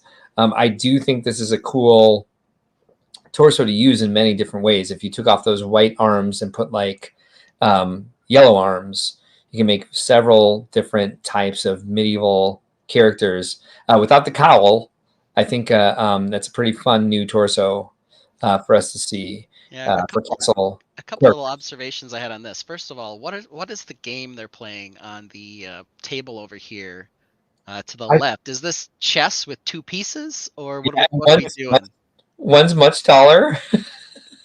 I don't know if it's taller, if it's just the perspective, but it's strange. Yeah, whatever it is. I'm spilling Brickworld tea tonight. Yeah, more skirts. Yeah, we'll work on it. They're also really hard to find in the Pick-a-Brick catalog because most of them are decorated. The way we get them for lug bulk for the event support. Well, and I think you've already revealed yourself here, but you didn't like the old style of dress, which was just the 2 brick tall slope piece. That was not your cup of tea, Mark? I didn't mind it, but the fact that they came out with something that is as tall as other minifigures, I was like, well, yeah, let's do it. Yeah. let's go. Well, thank you for paying attention to quote unquote reality, because I think we talked about this a couple weeks ago with Jesse about how minifigures look morbidly obese. Yes. Like actual human proportions. Yes, they're definitely wider than they are tall. Every princess is taller than the men. It's kind of like, that's fine. They're probably wearing heels or something. Some medieval torture device that makes them taller. It's the corset that's squeezing them taller. Yeah. But I do like that they came out with that 5 plate tall skirt piece because it just kind of gives us, a better Lego language for minifigures that everyone's the same height. Yeah. Charlie Kaufman, yes, how dare you, sir? Charlie. You're sitting here going, where's Charlie? He's always late. Set your alarm next time, man. We let you know 3 hours ago that we were doing a live stream on Monday instead of Sunday. So how dare you? How dare you, sir? In fairness, both Mark E and I posted something on our Instagram pages. Nice. And of course, the stream was scheduled, but yes, we could have done a little better with the announcement. Here's our next artisan, the cheese maker. Of course, all goat cheese. Sorry, Paige suggested they're making it for Barbie's proportions. There you go. There you go, Paige. We're going unrealistic in the opposite direction. Yeah. You can be unattainable in any way you want to be unattainable, as long as it's for a toy. Good luck, women. So now we've got our goat cheese maker here. Several cheese knives in the shop, as well as some ladles and pots. I do have a question, though, about the new hat that this guy is wearing. Yeah, is it new or is it from the Winter Village line? Is that not an elf hat? No ears. No ears. Oh, good point. Yes, thank you. And the no ears is interesting because when I first saw this hat, the very first vibe it gave me was Legend of Zelda. Ooh, and there's one this year. However, Zelda's main character, Link, is an elf. He has ears in pretty much every picture you see. Oh, dang it. So it's almost like we've gone backwards to getting a Link figure by taking the ears off and giving him this dopey Seven Dwarves type hat that he's got going on. Ben, you just asked the question like, if a tree falls in the forest and what's around to hear it, does it make a sound? Does it? I have no idea what's happening now. I don't either, but this hat, for whatever reason, the color and the shape and everything else is not working for me. I don't know. I don't get this one. Paige thinks it's cute, but a bit cheesy. Hardy har. Paige with the pun there, coming through with the pun. The cheesemaker with the cheese hat. The other thing I want to mention about this cheesemaker, and let's fast forward to this page. Oh dear Lord, what is wrong with this tree? I don't. Yes, Mark. I was not a fan of this tree. Yeah. The other question I have, though, before we get to that, the torso here on the cheesemaker, it looks to me like it's a medieval hoodie. Here, can you maximize the picture because? Yeah. Thank you. That was the opposite of what I wanted to do. I got it here. Professional. That is too maximized. There we go. So this thing looks like a medieval hoodie to me. The strings down. It looks like he's got drawstrings coming out of a hood. He or she. It's got little eyelashes, so maybe it might be a she, here, and it's a she. But it looks like a medieval hoodie to me. Are they them? What is she screaming about? Because it seems like she believes that the person in the wanted poster is the wood shop carpenter, and it's clearly not her. You never know. I'm not sure what story I see here. Not sure what's happening with this tree. I'm so mad about it. Anyway, you were going on about your focus on this was the torso. Yeah, that hoodie torso. What do you guys think? Is it giving you the same vibe as me or not? So I understand why you think it's that. However, this is the type of, because I've looked at a lot of medieval torsos for making like the Brickworld exclusive ones. I appreciate that this looks a lot like tunics that were worn in medieval times, or at least in artwork from games that are set in medieval times. and they lace down like that and tie like chest height. Chest level, exactly. But because it's untied, it makes it look, hoodie-esque. Very hoodie-ish. Yeah. I like the issue I have with it. Again, with this, because because I've looked at these so often, I like the fact that they gave the dark orange arms with the dark orange under layer in the torso. I actually like this torso a lot. And it's diverse because you can use it as a hoodie. It is. It's the medieval hoodie. If you want someone in your city to be wearing a hoodie with a rope belt. Very trendy. You don't know. You don't know. Then Got the line. Woodworker's got a nice torso. This is probably reusable in other themes pretty easily as well. It's not overly medieval, but I think it fits nicely. I'm seeing adventurers. Yeah, an adventures or a Laura Croft, a Tomb Raider type look. See, I like this this tunic more because what they've done with the strings is they've laced it up underneath the breasts. Instead of leaving like the strings undone, the strings are at least going somewhere. Yeah. And doing something. Again, if we're going to talk about morbidly obese, it's funny that they're trying to put the waist, in there. It still goes past. That's the female minifigure way. Yeah. Minifigs are thick with 3 C's.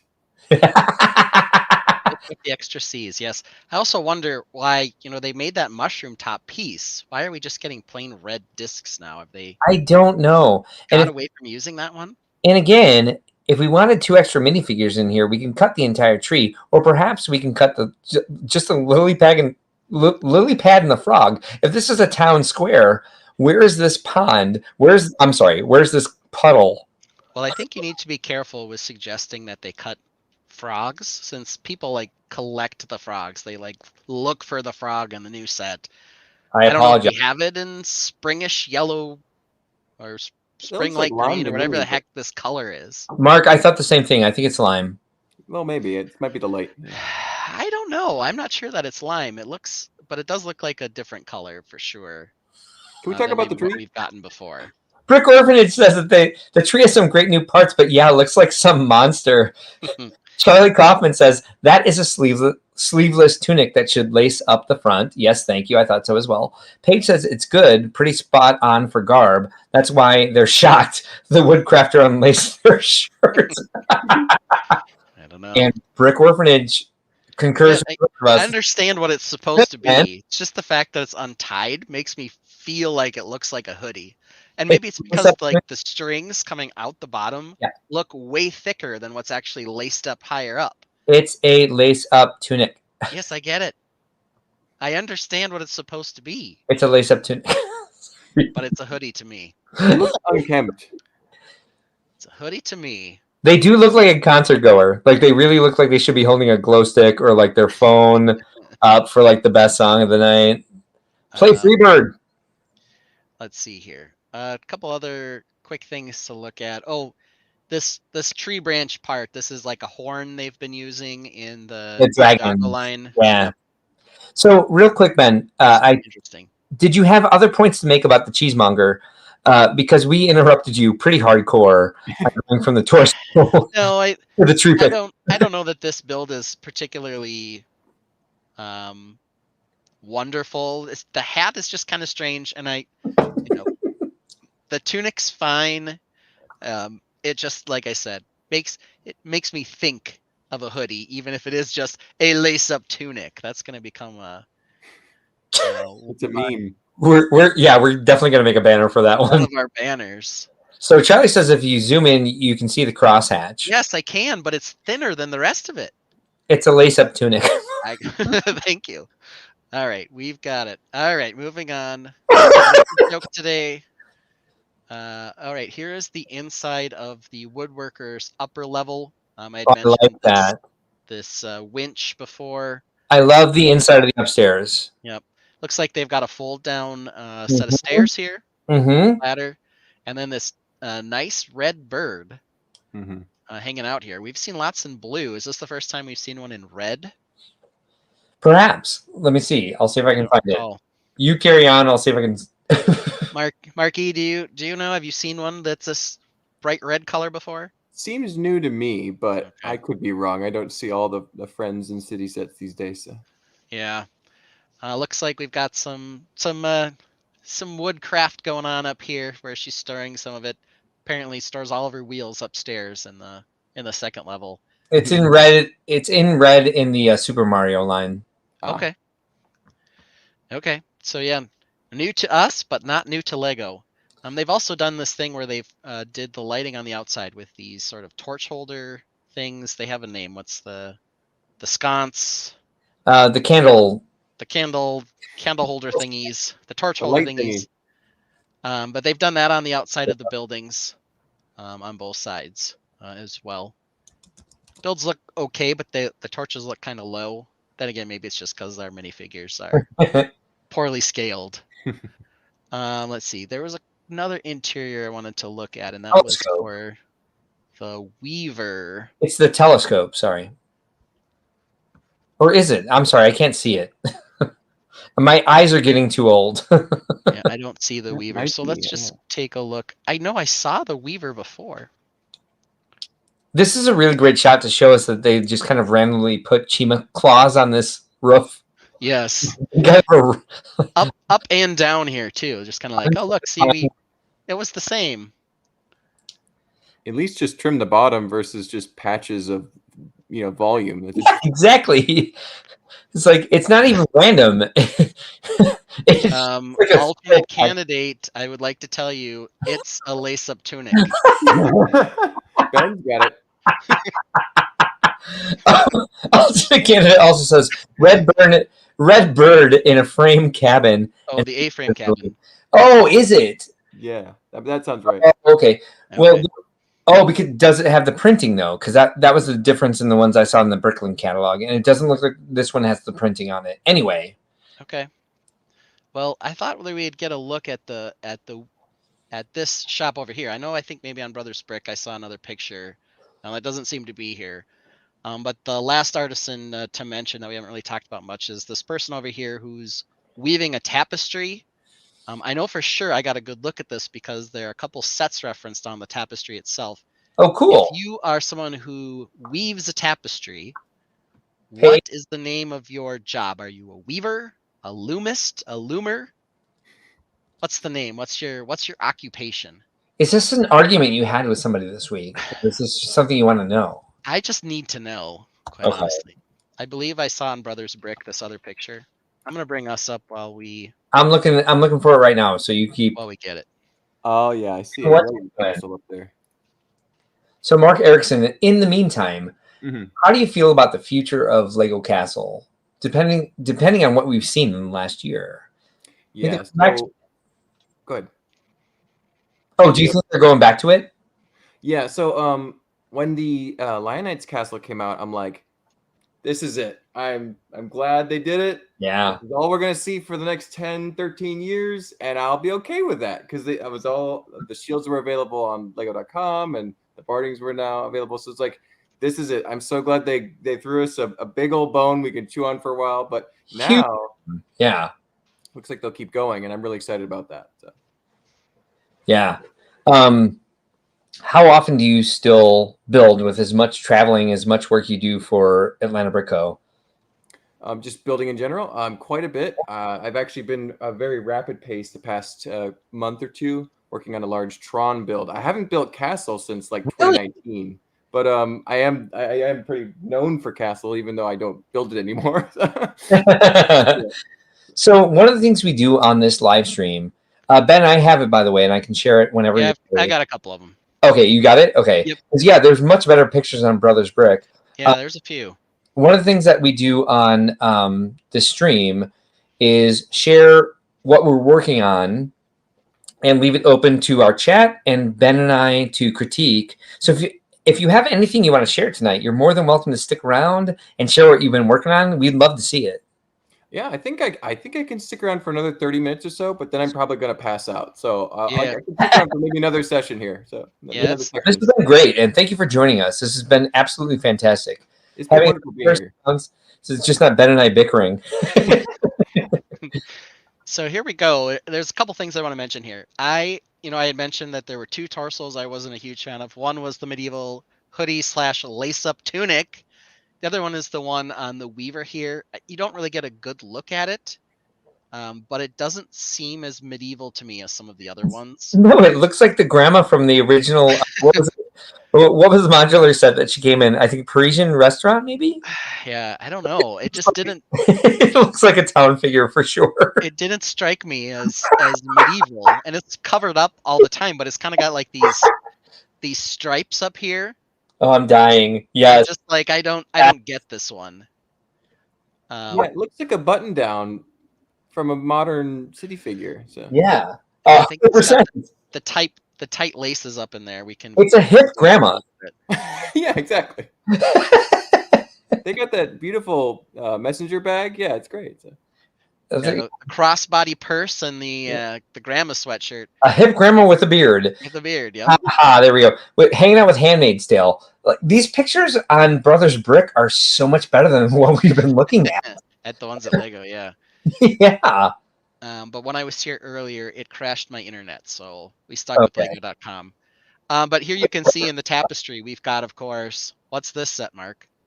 I got the yellow castle up there. Sorry, Yellow castle. I think he meant you. What do I have to say about that? Boo earned. Oh, no, Boo. Yeah. No, just regular Boo. And then we've got this Joust set down below. I don't recall what the name of that set was. It may have just been Joust or Medieval Joust. It's also, I believe, was the Knights Tournament. That's Tournament. 1979. That could be correct. Yeah. So there's a callback there to that other classic set as well in the tapestry. Yeah. So there's a good look at it there. Apparently, you use chopsticks as your looming / knitting needles. I don't know, but which you wouldn't use on a loom. I think though, what I like about the tapestry is there's also the spruce trees are in there. Oh yes, yep. Nice. Got some nice trees in there, but yeah, kind of a callback to a pair of sets. Apparently, it only costs 1 coin to purchase. Perhaps I don't know. Well, inflation. But yeah, or maybe she's bringing him the tap to the keg and just saying, "Here you go. You can come in and drink whenever you want." I don't know. So a couple other of the nicer pictures. We have any comments while we're flipping over to these? Oh, sure. I'm sorry. Jesse's here. Oh, hi, Jesse. He has that Joust set. Yeah, I think he showed it on stream. Yeah, exactly. I've seen it too. Yeah. We watch your stream, Jesse. By the way, Jesse, if you can come on some week, because I saw that you introduced it's a tapissier. The tricky bricks, a tapissier. Yeah. Tapissier. Tricky Bricks posted this week that they're introducing, I believe, the standard that we previewed on our stream. We'd love to have you on to talk about it. I think next week, Ben, by the way, we're not to next week's show yet, but I think we should, we have somebody itching to get back on here and talk about Lego Crimes. I think that's a great show for next week. Here's the thing. What's up? I know that she also has the boxes, at least, for all of the Animal Crossing sets. Are you effing kidding me right now? You got to follow her Instagram. She's got all the sets, probably the full set in hand. I do. Online. I haven't had a lot of time to get on social media. Hey, I get it. Oh, sorry. I did not mean to do that. No, that's fine. Remove it. There we go. But she has all of them. Which one of us is going to click the button, Mark? I did it. And I know you did. So here we've got a better, higher res picture of sort of what I think have all agreed is probably the better looking build. Mm-hmm. I really have used this color combination of dark tan and olive green on a lot of that looks amazing together. But here it looks great inside a building. Yeah, agreed. Yeah. Let's do one more picture and then let's look at Mark Erickson's build so that we can let him go to bed. He's for sure. That's the backside there. I'll take myself out of the stage now. Backside here, we've got probably one of the better pictures, I think, of the ones I've done. Totally agree. This should be on Lego.com. Yeah, actually, there's one more picture we do need to look at, and that would be... real quick. I like that Keystone window. Oh, never mind.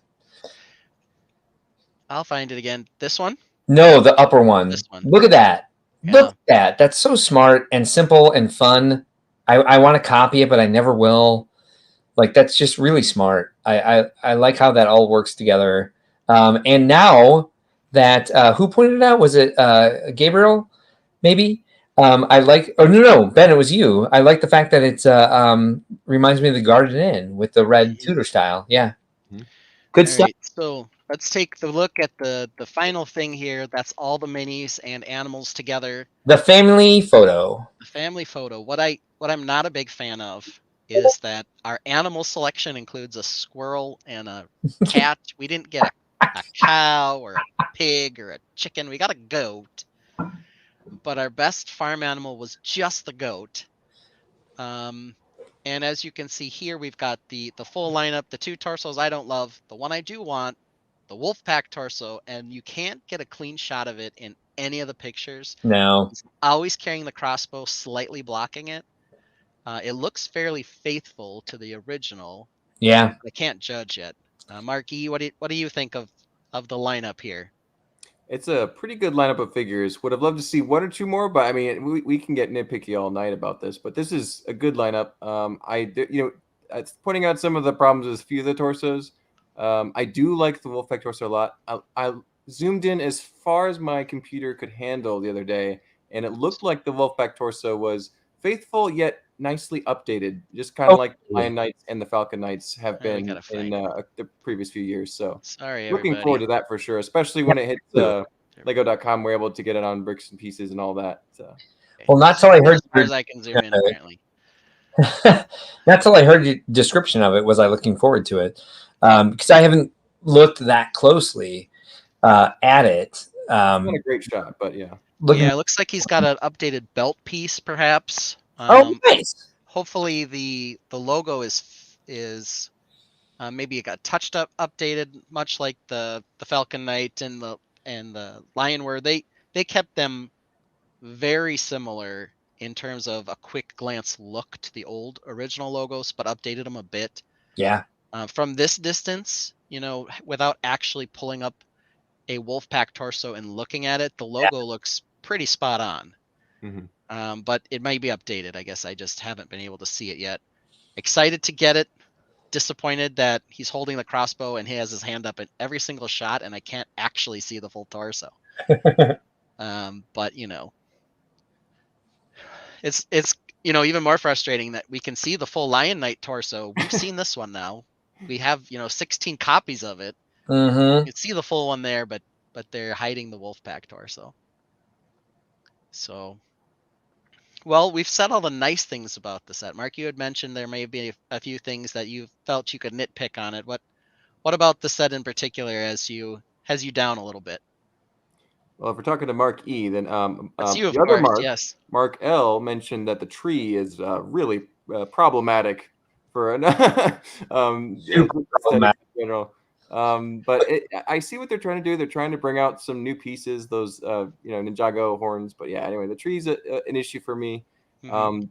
Again, it's with the height of the buildings, kind of circling back to that discussion. I think you could stack the 2 lower buildings, and then you would be a lot more linear. I think the composition would be a little better, but yeah, just a few nitpicks here and there, a few textural things that, like with the roofs and such. But yeah, we've already kind of touched on them throughout our journey. But overall, this is a day 1 purchase for me. I might even get a second copy. It's a good set. I'm looking forward to buying hopefully a few more goats and Wolfpack torsos when they're available on the website separately as well. So. Yeah, I've got 8,000 points to use on something apparently. I don't know. Hey, there you go. It's probably like $7, but it'll take a little sting off the $230 price tag. You're still getting what is it? Little over 3,300 pieces. So still a good price to part ratio on an icon set. But it is one of those things. I know a lot of people will say, just on principle, I won't spend more than $100 on a Lego set. That's gone out the window for me. Mm-hmm. But it does make it hard to purchase multiple when you start talking about $230 a piece. 2 is sort of kind of my max limit. And I think it's far less likely that I'm going to be able to justify to my non-Lego spouse that I've spent $460 on Lego sets. As cool as they may be. She's probably good with it. Jesse agrees. Medieval Town Square, day 1. Full price Jones. Yeah, who knows when or if it'll ever go on clearance. Or any sort of other discount. The Lion Knight's Castle was down at Black Friday to like $300. Z Spouse asked, "Do you ever tell me anyway?" Good question. No, I just try to pile the closet of shame high enough and put enough stuff in front of it that you can't go in there. But now everything's spilled out of the closet of shame, so not that it matters. But thank There you. you go, Ben. There's your Wolfpack torso, as high as I could. Close as you can get it. Yeah, it's still kind of hard to tell. Maybe we've got more higher definition on some of the wolfy features. I don't know. There's probably some updates to the belt, but you can't quite tell quite enough. What color? Can we tell what color his I can go higher. His arms are? Are they black? I can't tell because exactly as you're saying, the crossbow and his hand up is in the way. Oh, black. Hey, look! I can get higher. There you go. So you see the belt he's talking about? Yeah, you can see a little bit on it. Yeah. There's maybe a few extra wrinkles or something. It looks happy. It looks happy to me. I'm happy about what I'm seeing. Is what I meant. And I just realized that the Lion Knight has like the a little bit of something showing some sort of like a tunic again, and maybe the edge of a cape. But he's not wearing a cape. What is that? That's your mail armor under your neck. Yeah. Oh, okay, nice. Here's the torso you were trying to look at earlier, the purple one. See it a little better there. Yep. But gives you nothing over here, huh? Well, so here on this one, we can take a look. Here's the original torso. No belt. You can see the logo is moved up and it's smaller. But I believe that the logo is a little refined. It looks a little more rounded and a little less cartoony on the new version. Maybe. I wouldn't say that. We can switch over to this one. Yeah, it does a little bit. Looks grumpier, which is good. Yeah. The ears aren't quite as tall. They're more off to the side. Yeah, it looks more square than elongated. Yeah, so it does look like it's received a few nice updates as well. That original torso, though, one of my favorites. Glad Mark was here to agree with me. Yeah. The original torso it was a brown torso with brown arms. This one looks like maybe they've switched the arm color over to black. There may have been a torso with black arms as well. There is. So they had both all brown and a brown and black version. Jesse says Wolfpack Bob. Does that mean anything to you guys? Okay, so they're talking about Jedi Bob, who has a similar hood and cape configuration. Generic Jedi with his brown hood and his brown cape. He's canon because he's canon now. A Lego Star Wars set that was approved by Lucasfilm, so he's a real Jedi that is not shown in any property other than Lego. Yeah, Jedi Bob, gotta love him.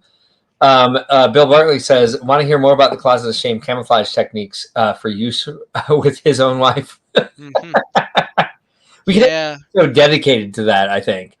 Yeah, well, she owns the house too. I just try to keep enough stuff in front of the door. No, honestly, with the Bricks and Minifigs store, I've actually started selling some of it off that I will never open. Yeah. But eventually I'll end up trading in 60 old sets for 2 really, really old sets. To be clear, there's no camouflage. Stop it, Ben. There's camouflage right now, Mark. There's no camouflage. She knows what's in the closet. She knows it's full and overspilling. I don't really hide it from her, but I don't tell her I'm going to buy a set right now. You know how lucky I am that like my husband is so not observant and doesn't really come down to the basement that like and has no peripheral vision, so I can like sneak sets. Like he can be sitting on his computer, and the door like the door from the garage to the house is right behind his desk, and I can walk in with several sets. He has no idea that I'm bringing in Lego sets. He just does not know. I'm very fortunate for that man. So we have about 11 minutes left for Mark Erickson to share his current builds. So let's switch to that. Yes.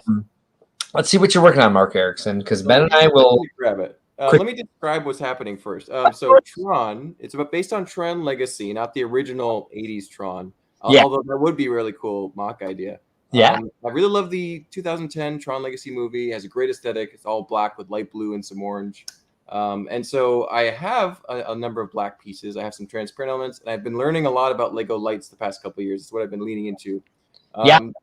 The dragon piece that you and your brother won for in 2022 had amazing lighting in it. Yep. That was the day and night episode was our finale for Lego Masters. So yeah, I mean, we took lighting to the next level in that build for sure. But taking apart rock raiders, have a lot of black bricks available. So I've been working on it's going to be an 8-foot table, and instead of all being aligned with the table like a grid, it's going to be kind of shifted. So you're seeing a kind of a zigzag pattern on the front, and the road kind of makes a number of different angles. It'll be a lot of fun.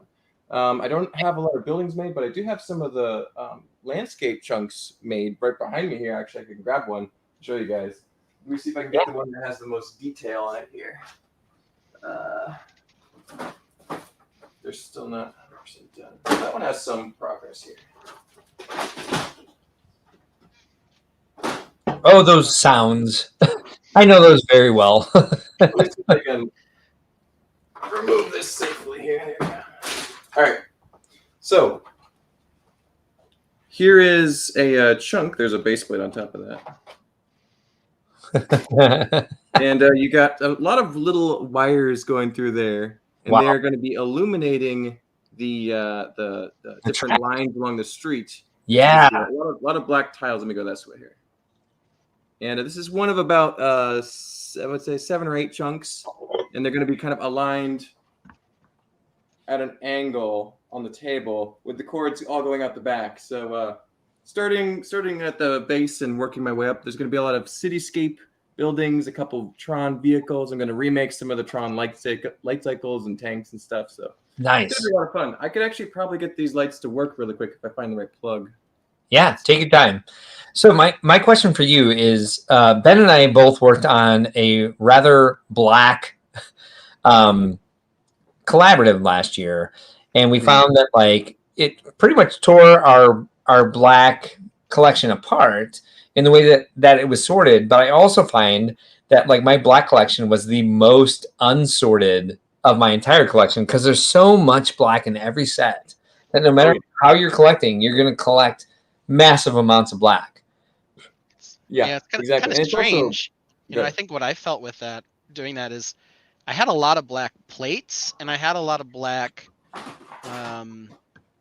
elements. I didn't have a lot of black brick though.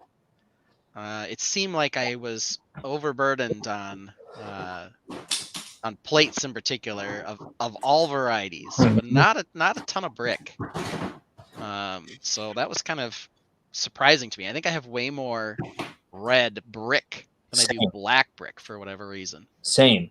And I feel like I've used it a lot when I do like filler, which I do a lot because I like to build up. I'm just like, well, I have a lot of black, so I'll just grab the black brick. So a lot of that is like black brick that I run out of quickly. I think I had like a ludicrous amount of like special plates. Yeah. Exactly. Black, yeah. Yeah.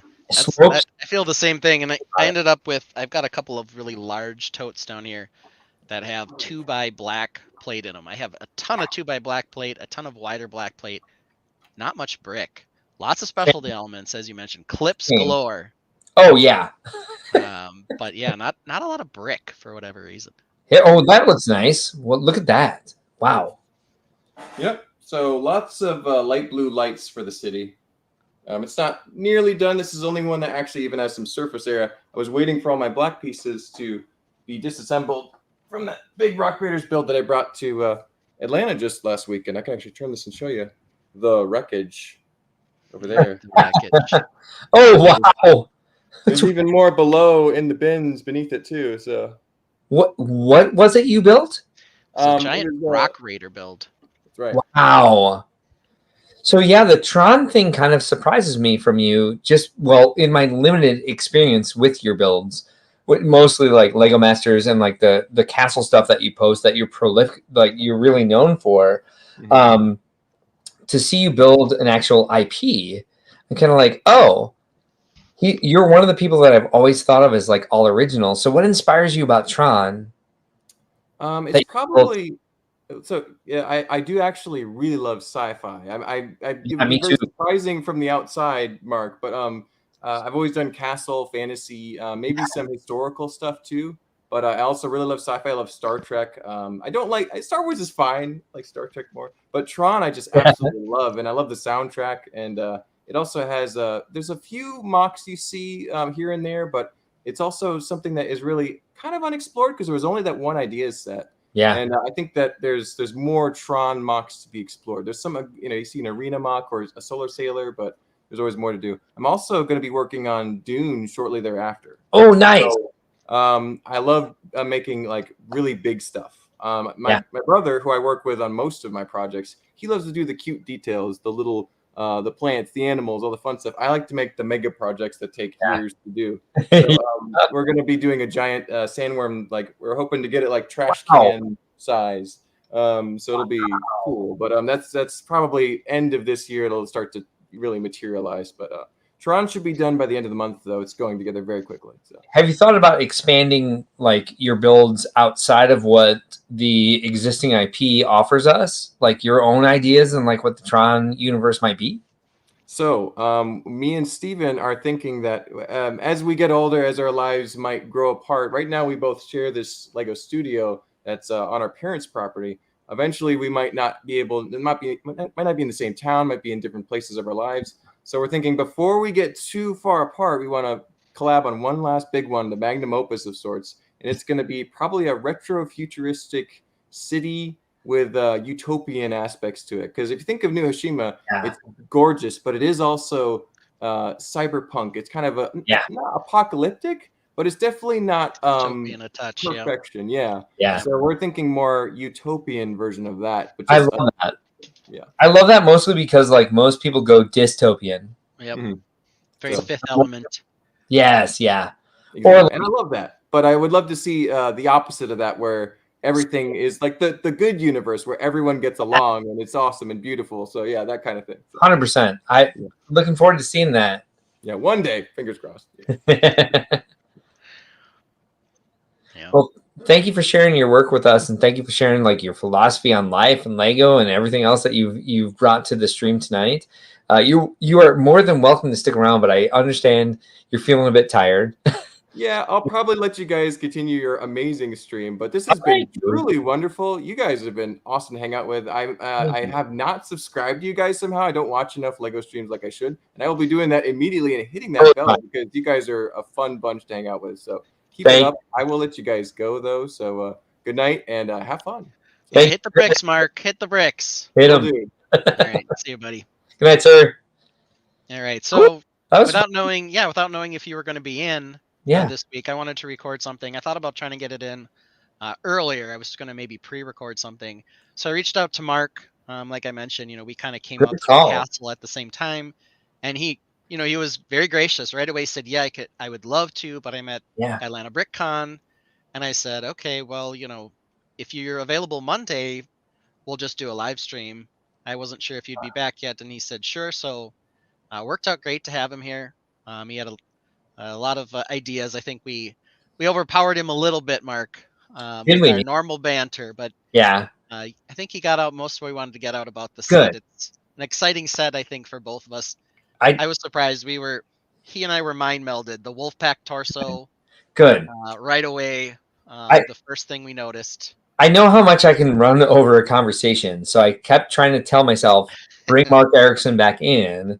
Yeah. So I asked him a lot of questions that might not have been in his original idea of being part of it, but it was really great having him on. I like having a guest. Maybe that's something that we should try to do. And I think we're missing a few of our regulars as well since we're on Monday, but we got some new views as well. Oh, probably thanks to Mark. Yeah, honestly, I think we had a great conversation going. It doesn't matter the quantity, it matters the quality. And we had a great chat going the entire time. So we certainly did. So let's take a look at where we are. Spider Mech is next, right? Spider Mech. Let's talk about the Spider Mech. Yep. Let's see here, and I'll have you note I have switched webcams. I was on my DSLR. Actually, it's mirrorless before. Switched back over to the webcam because my battery ran out, but I have a dummy battery on standby. But stream still looks pretty good, so we'll switch over here to the Spider Mech. Hawkeye is here, by the way. We have Alex. That's important. Yeah, very glad to have him here. So you're doing some logistic stuff. Do you want me to talk about our sponsors? I can do that. Sure. It'll just take me a minute here. Look at me. I'm gonna go ahead. If I can do this. All right. Yep, here I am. Hey, everybody. I'd like to talk to you guys about the important people in our lives, as far as people who support Brick World. And if I can just find the screen. Hey, I have it. So I'm going to share this with you. First company we're going to talk about tonight is one that we talked to you about before. It's called Brick Shell Cases. So if you've watched the stream before, you know exactly who they are. I am going to do my best to find this because my near vision is dying. There it is. Brick Shell Cases, you can see it right now. Whoops, wrong one. Hold on. So look at this. This is what they just released. It's a stand for your Millennium Falcon. So if you're tired of like making your favorite Star Wars ship a coffee table in your house, they have a stand that can display it at an angle, and you can put it off somewhere that's not just in the middle of the room. Not just like this thing will not fit on a shelf, but look at this. You can put all the minifigures there on the bottom, and you can show the ship at a beautiful angle. They have a lot of amazing products. This is what they're known for, and this is what we love them for, is just minifig cases like this. These are very easy to put together. They're laser cut acrylic, and they have a lot of different ways to express your love for your minifigures. These are wall-mounted cases with magnetic fronts, and they have them for not just minifigures, but like if you're big into the Speed Champion sets, they have this. As you saw in the first couple screens, they have cases that will show your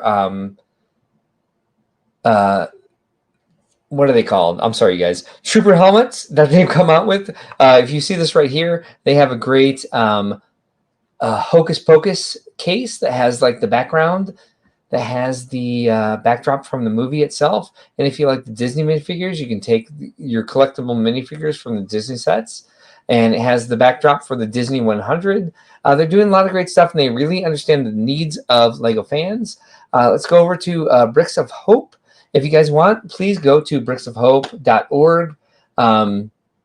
It's a great charity that collects LEGO sets for kids in need, with families that have LEGO fans that may have limited resources because of the medical bills of their children, but they still want to give them joy and love. And so if you are able to give to this charity, they've been a great supporter of Brick World. They've been a great supporter of LEGO fans. They've been a great supporter of children in need for a long time now. And you can help them out. K-Town Bricks. If you guys are a fan of custom printed torsos, and if you guys are LEGO Castle fans, you guys will know that we oftentimes bring to our shows LEGO vendors who make original torsos. K-Town Bricks is focused mostly on medieval torsos, and they do all of our printing for our exclusive minifigure every year at Brick World. And they've got a lot of amazing stuff outside of torsos. They also have, as you see here, these books that have some really great, unique designs for the books that will enhance your medieval builds. Dee's Bricks. This is someone who is a very good friend of ours that does a lot of work for Brick World in terms of our sponsorships.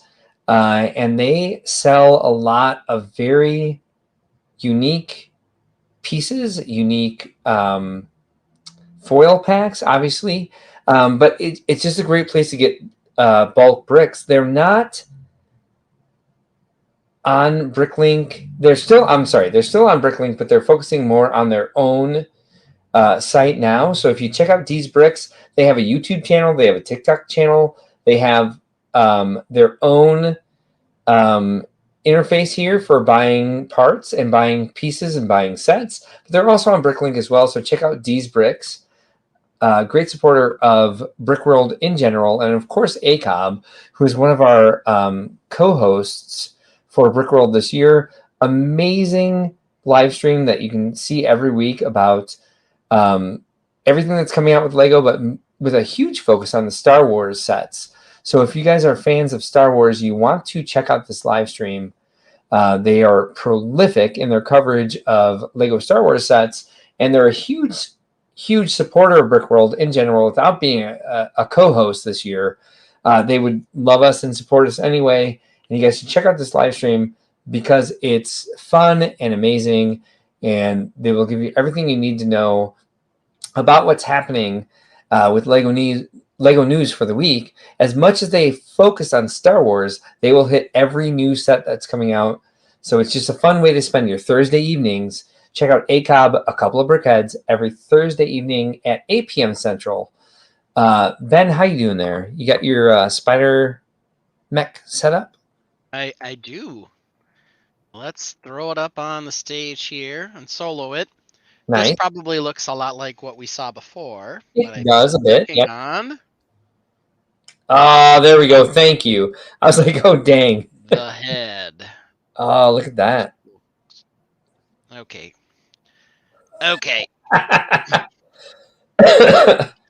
You got to move this up a little bit. There we go. I got a new mic stand for this camera, and then it had the wrong threading on it for the camera. So we have to do a little playing around today. But here is where we are with the new head. Nice. We've got to start on it. I can toss in a couple pins so it can stand on its own, so we can take a look at sort of the idea of it here. Yeah. I'm gonna make some sort of cowl for the neck, so it's not quite as sparse. Definitely sort of the shaping. Like kind of bald and like a little naked and skinny. Just in case you were wondering, Hawk is sorting dots, but not the pretzels. He's sorting the actual dots. Yes. I also need to add some weight to the back to balance this out. You can see it kind of falls forward now, but there's a look at the updated one. It's a good start. Can you turn it back to the front? And over there. Okay. Turn both heads back to the front, please. I like a lot what's happening. I like the frame, like the wider frame around the face, the cockpit. Mm-hmm. I think just based on looking at these two, the bottom of the cockpit, like the bottom of your cockpit piece, could probably go up higher and wider. It could potentially. Yes. I think these two particular pieces fit really well together. It's not quite perfect. Oh yeah. But it's sort of a nice transition. This is kind of the part I need to fix right now. This, and then there's a gap in here that I need to work out. But that's sort of the profile, I guess. It goes from 6 wide out to 10 wide, and then we'll get probably out to 14-ish or so when we get out to the thick part here. Yeah. In contrast to this old one, which I think never got wider than 8. Well, the cockpit is definitely like drawing attention away from the crab face. Yeah. Well, that's good. Yeah. No, seriously. That's good. I'm relieved for you because when someone said on our live stream that they saw a crab face in the front of it, I was like, "How dare you!" I was really offended for you. Oh, that's okay. Come on, Mark. But I did see it too, of course. So I was like, and then I can't not see it now. But I think it's kind of like drawing it all together now that you have that cockpit up there and it's looking more like a spider. I think, like, I know you're basing this off of the original non-chunkified mech.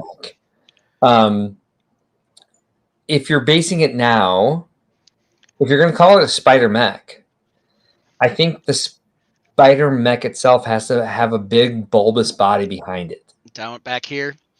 I Yeah, have been thinking about that very strongly. I think that would be fun. It's actually the old one is quite a bit different. It got yeah. narrower in the back. Yes, I think it needs to get a lot wider. Crunching down here. It got narrower in the back on the old version. Yeah, we can't see it. I know. There you go. Give Sorry, me a sorry. second here. Sorry. So it actually kind of shrank down. On the new one, I'm actually kind of thinking of bulking it up a touch. I'm Yeah. not sure what I want to put back here. Maybe a ball turret or something. Okay. Just to sort of add a little punch back there, like we're thinking about. And here again, you can see I desperately need some sort of neck collar, maybe to lower this down. One brick, Mm. but a little touch there, I think, is needed as well. To be fair to your design sense, I don't think you desperately need anything. I think this is looking great. As you say, that's mostly what I tell you. What bionicle mech does that remind you of, Alex? Sorry. There must have been some 6 or 8-legged mech of some variety. I don't recall it. I don't either. It doesn't remind me of anything I've seen besides your work. Sorry, I get a little bit touchy. You're mad for me. I'm not mad, but I don't know if I'm going to find this thing. But I'm offended. I am seriously offended for your sake. One thing I'd say is, like, if you're going to make it like a bulbous spider head, thinking wider is definitely good. But I like that sort of that thought process of, like, now making it its own thing now that it's been chunkified. Because the last one was not a spider mech. It was an insectoid mech, right? Because it only had 6 legs. 6 legs, yep. Mm-hmm. And this one's got 8 legs, mostly because, it needs to be sturdy enough. Yeah, I think if you think about this, well, and that's a good point. It might not be sturdy enough for this, but if you think of it as, like, besides, like, the kind of, like, recon mech you've made it, or, like, battle mech that you made it, if it was a troop carrier, imagine how that, like, bulbous end of it might carry something bigger to make it like a big bulbous spider body. Like, for me at this point, if this was me building this and chunkifying this mech and making it going from insectoid to spider mech, I would be Googling pictures of spiders. Well, that's you. That is me. You fool. I am a fool. Yeah, no, I understand that. Okay. Idea. If you're gonna lean into it, right? Hmm. And we've called it the spider mech. I don't know that it necessarily needs to be inspired by a spider, but even with that said, Yeah, I think balance-wise, it needs something back here because yeah, it's very powerful in the front already. Oh, totally. That looks great. And I think, people are going to look at this. This is definitely going to be a double layer cockpit. You couldn't tell in the old one, but this is there's actually 2 pilots in there. Okay. So I'm going to do the same thing here. But you can see through, even when I, put the back on it, you're going to be able to see through it a lot better since it's so much wider and bigger. Yeah. You'll be able to see the sort of the Apache style helicopter. Yes. Dual seat type thing going. Well, and I think, but then there's a lot of space back here that's doing nothing. That needs something. I think it's because of the cockpit, the cockpit piece that you've chosen. It reminds me of Slave One. It's because it is from the Slave One. Or Boba Fett Starship, whatever we're calling it now. Yes. Did you ever see the book Incredible Cross Sections from Star Wars? Oh, sure, yeah. Love those books. Okay, so here's what I offer you as a possible way to, like, bulk that up. The Incredible Cross Section for Slave One paints a really amazing picture of what that starship had inside, with, like, it was basically like living quarters. It was like a beautiful condo. And the Mandalorian has fleshed that out quite a bit too. It wasn't the same like style of ship or anything, but it's like, you know, down in the rest of that ship, the Crescent, maybe it was Razor Crest. Razor Crest. Yes. There was like living quarters, and there was like the place where he stored all of the frozen bounties he had found. Yep. That type of space, like a really functional space. If it's not a troop carrier, maybe there's something else that you can find functionally in like what would cause that cockpit to be wider. I like this a lot, but I think it does. I think that cockpit, that head, needs to balance out how wide the legs have made it. If you don't mind, I do need to run and take a break real quick. Sorry. Only your second one today. I'd say that's pretty impressive. I'm proud of myself. Hawk is making a lot of comments. If you want to bring anything up, if you want anything to it's okay. Yeah, it's at 89.96. Let's look at this thing, since apparently Mark is offended for me. I'm not offended, but you know, he's just doing his best to defend my honor, which is kind of him. I believe that this set is the Scorpio VX or XV1. Let's open this in a new tab, and we can zoom in on it a little bit and get an idea. So if I share it,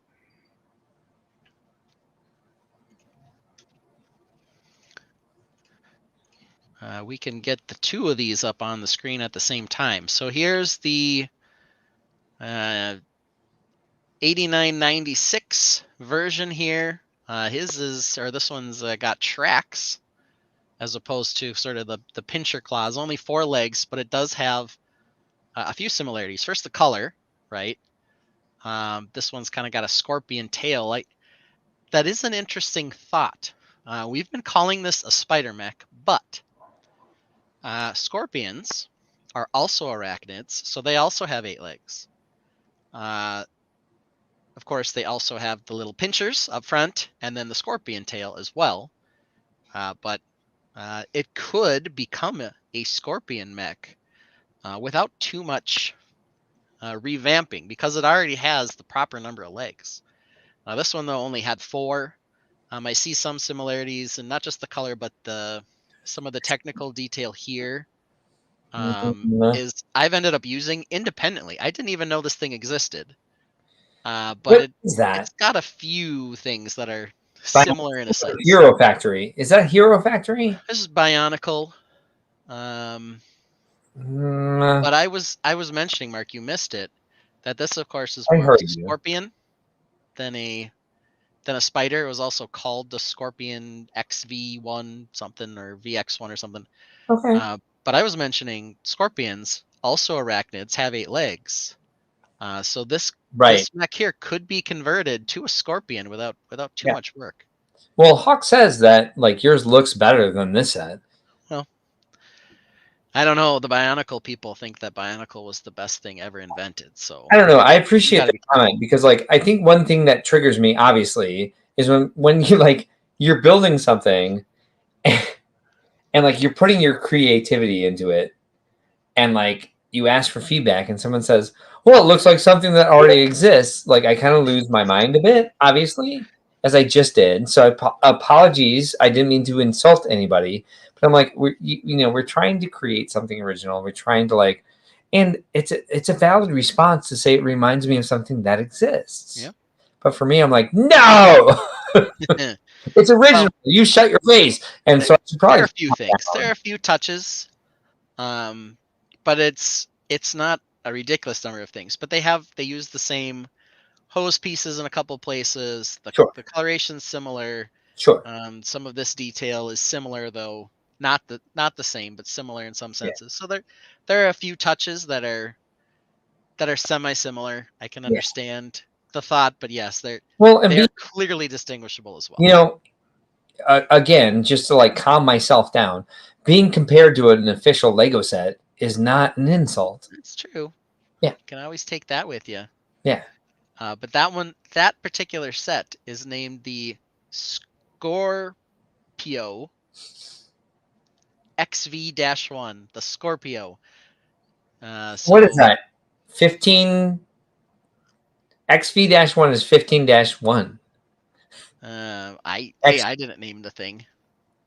Well, yeah. Well, maybe someone knows why it's called that. It's titanium. XV-1. I don't know. Mine Ben said he hadn't seen this before. Yeah, I know. It's true. I hadn't. I know. Which is really what happens. It's cool. It's like people are like, "Hey, it looks like." Let's use, for example, the fact that I used to like bring Fabulous displays to Brick World, and people be like, "Is that Animal Crossing?" Like, I have no idea what you're talking about. So no, it's not that. This is that. Thank you. At least he's laughing. Yeah. Like, yeah, I don't mean to be a dick all the time. Just comes out. I just comes out. Does that? So yeah, whatever.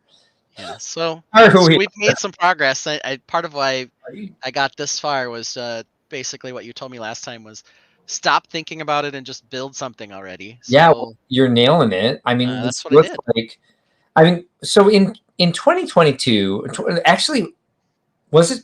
It might have been 2021 when we first started doing the Lost episodes. You were cranking out work, and you were not thinking about. That's true. I was getting a lot more done then. Oh God, and it's all beautiful work. And I need fewer kids. Or I need them to either stop aging. It's crazy because before I could come down here for 2 hours and I wouldn't get interrupted. I come down now for 12, 13 minutes. I turn on a show. Even if it's something my kids shouldn't watch. I turned on Dread the other day because I was talking to you about whether or not Carl Urban had done any good movies or if they were all trash like the one I was watching. And then you pointed out my thesis was wrong. I was just very tainted by Dread and Doom. Yeah. Before we go on, thank you, Bill Bartley. Yeah, that was a fun conversation as I was going to a funeral. I was like, so we're driving to the funeral, and I was like, so IMDbing. I'm like, I know him from other stuff.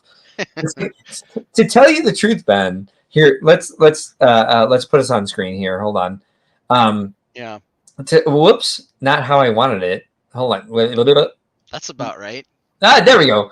To tell you the truth, I don't necessarily like that actor. He does kind of annoy me in everything that he's been in, but with the glaring exception of Star Trek, because he embodies Bones so well. Damn it, Jim! He's so good in those movies. He's great in The Boys, but he has a character who's unlikable. And then everything else I pulled up, I was like, oh, I hated him in this. But he's successful. He's good because all the things that I could think of that I did not appreciate his performance in is because I didn't like the character. Yeah. I was like, and then I said to you, what was the? Do you remember the most, like, the crux of the conversation? Yeah, you said he's got a lot of movies that are actually decently highly rated, and you named several things where I was like, he wasn't that bad, but then I was like, okay. New hypothesis. It's not so much that Carl Urban has been in a lot of bad movies. He's just been in 2 stinkers, or at least one giant stinker. That upset me. What I was watching. That upset me so much, I'm just like, I'm done with him. You wanted those movies to be good, and they were horrible, and somehow... The stink has not been able to be washed off him, no matter how many Lord of the Rings or Star Treks he appears in.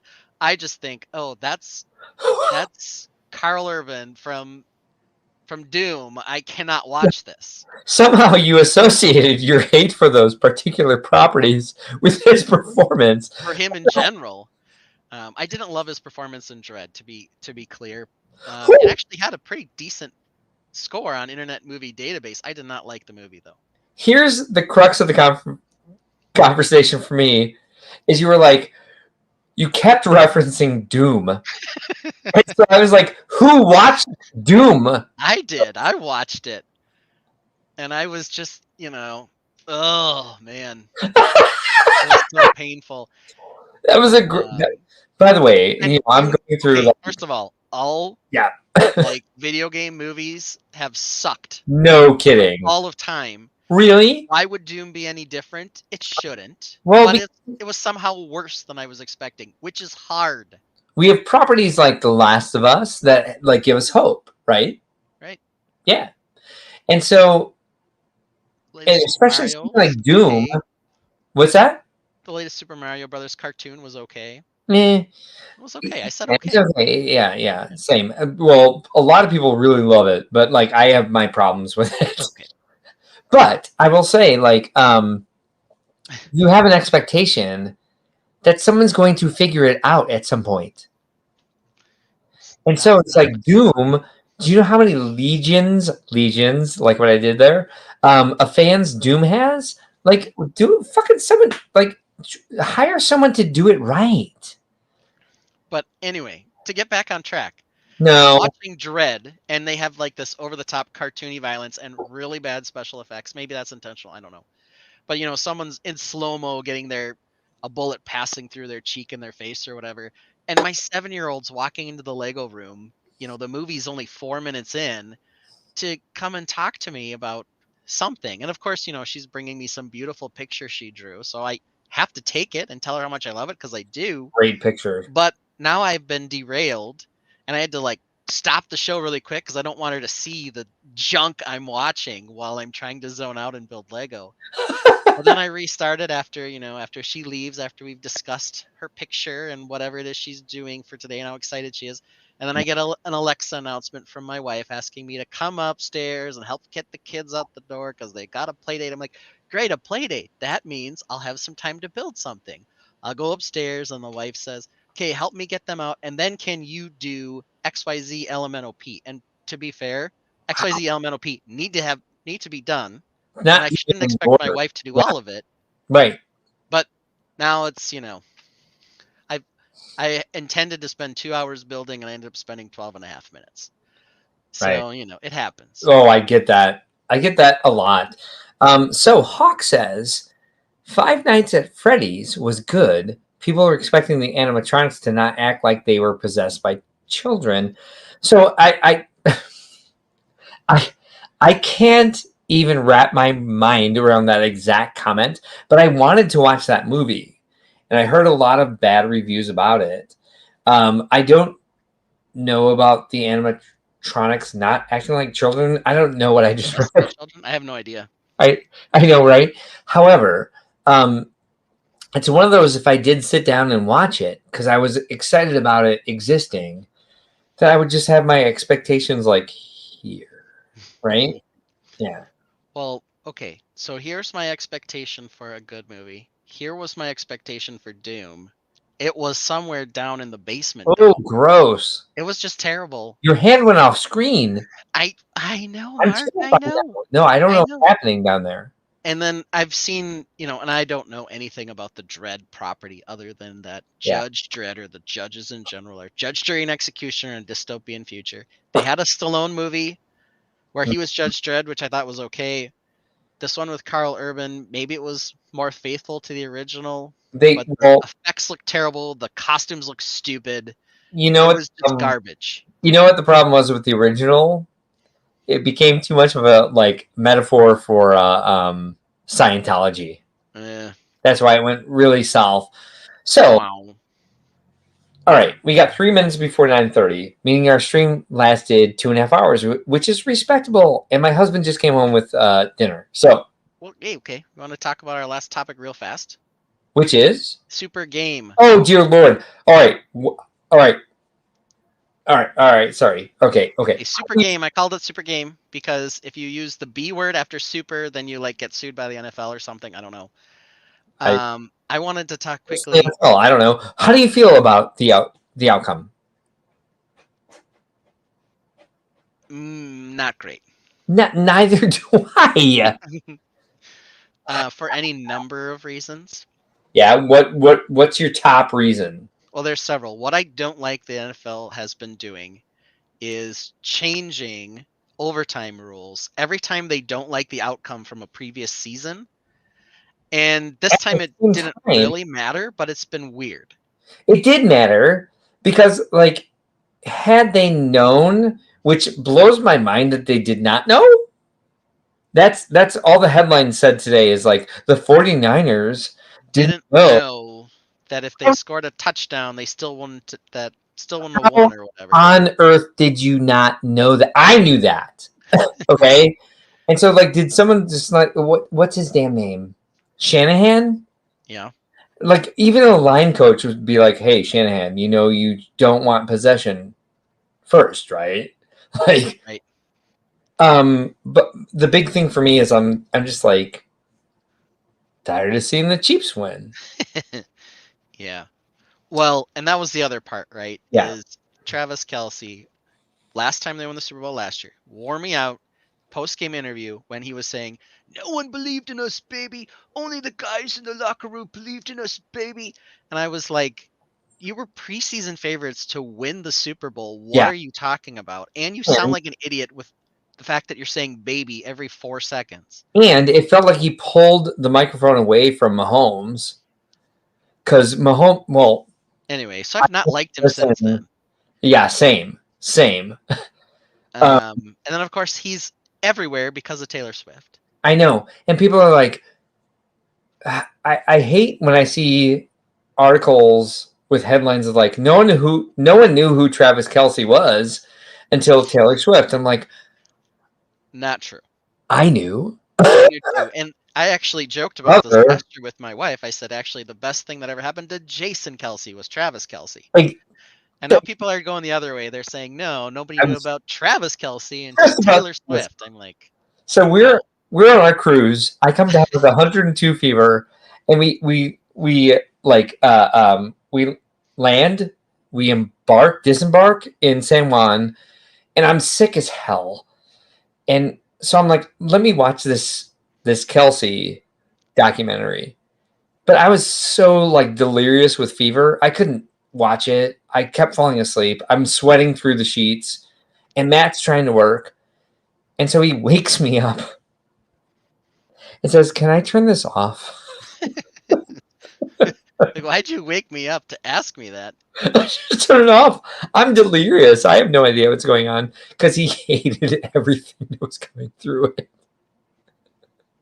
I was like, I'm sorry. I just turned it on because it was the one thing I thought I could sleep to. Yeah. Yeah. No, I agree with you. Well, this is what I wanted to talk about, though. I wanted to talk about the stereotype / archetype people who watch the game. I think you and I who watch the game. All starting with S, though, because this week was S. Real quick, can we talk about the stereotypes that were involved in the game? Because all the pressure was on Brock Purdy. Mr. Irrelevant. Mr. Freshman quarterback. Like, can he handle it? Can he do this? Well, does his coaching staff know the rules? There's that. He's good. He's very good. Yes, he cracked once. He cracked once during the end of the season. He was up against a very good defense that was like putting.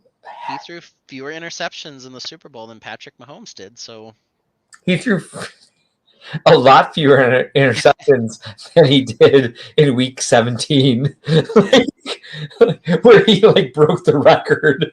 Yeah, sometimes you have a bad week. But he's a child. He is young. He is a child. He is Purdy. He was my quarterback in fantasy. So was he? I rode the wave with him this year, and then,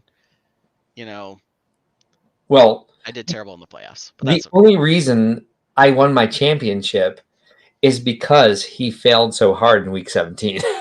You're welcome. I know, right? I know. I felt it. At the same time, I felt it too because I just felt bad for him. I was like, oh my God, I don't want to win this way. Yeah. Well, and like that sort of pressure, like you could see it on him in overtime. Yeah. So here are the archetypes that I was going for, all with S. Sorry. So you're going back. Sorry. Sport fans. Starts with S.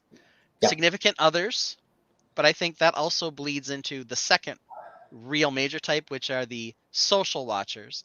These are the ones that are guaranteed to say while the game is on, "I'm only watching for the commercials." As for Swifties?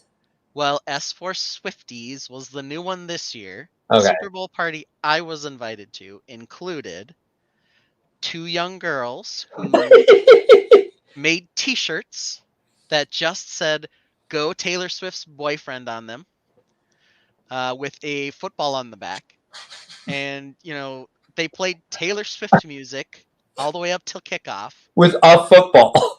with a football on the back, but it was a black shirt with bedazzle sparkles. There was no mention of a chief anywhere. No red, no yellow, no white.